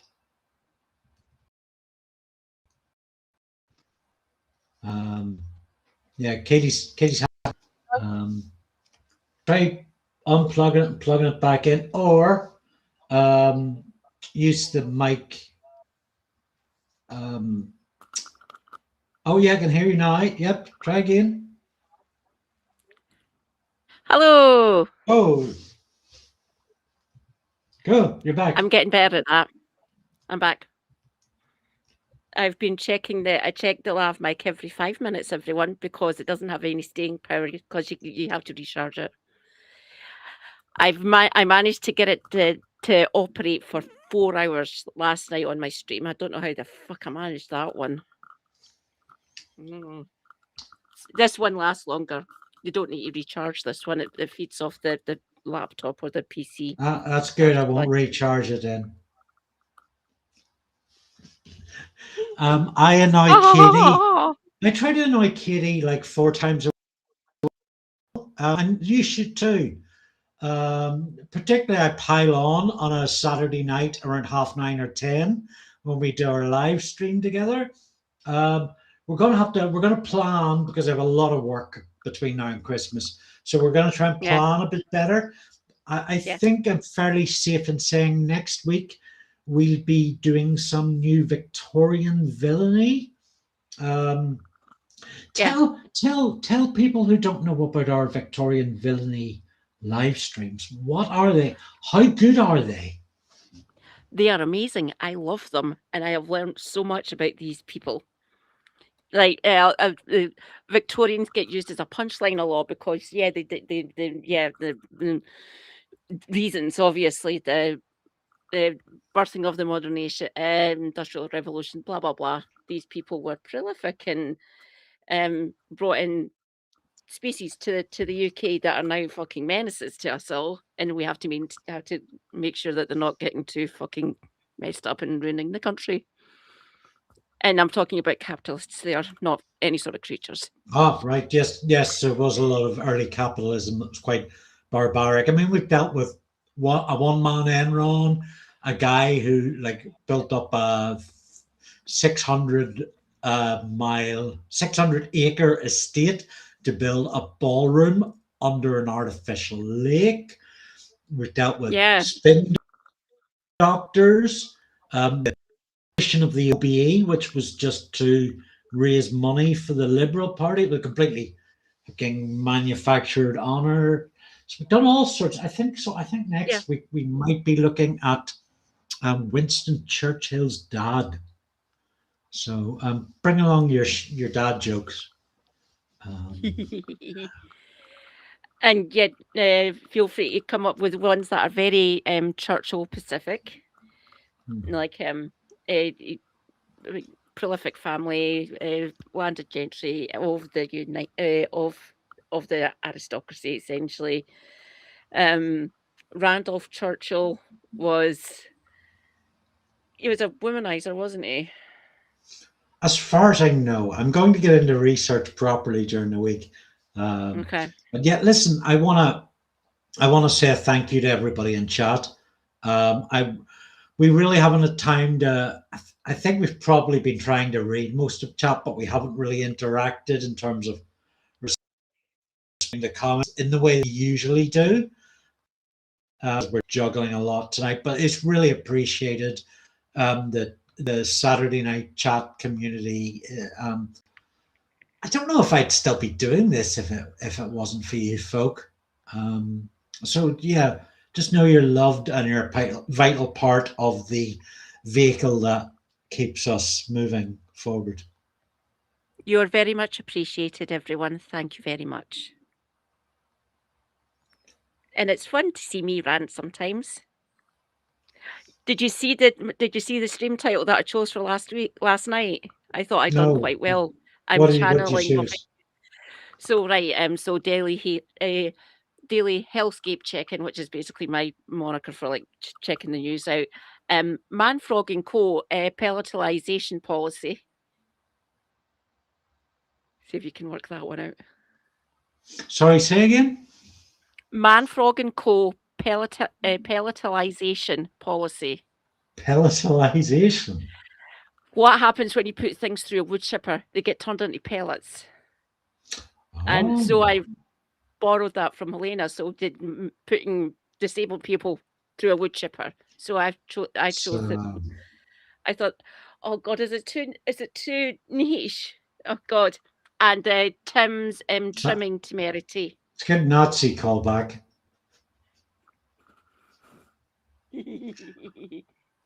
And I show you episodes of Always Sunny and you tell me that's disgusting and you tell me off. And you come up with shit like that, Katie. Good God. No. Who do you think I'm getting most? Like, obviously he helps as well. So Super Hubby's great with that. And he helped break down the menagerie for me as well. Because he likes that episode for reasons. He likes all of the original series. I struggle with Kirk. I do apologise, but I'm a TNG girly at the end of the day, which wasn't covered tonight, oddly enough. For more on TNG, you know where to find me, everyone. We have a few calls during the week to start a bit earlier, start about 9:30.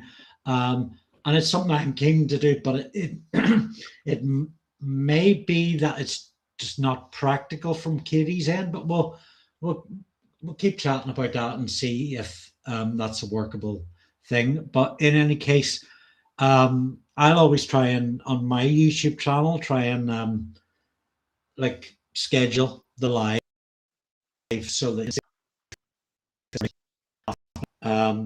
not saying you shouldn't check Katie's 2 channels, but probably mine is a bit more up to date. And I hope you all got a good look at the thumbnail I put together. It's probably my favorite since we started doing this.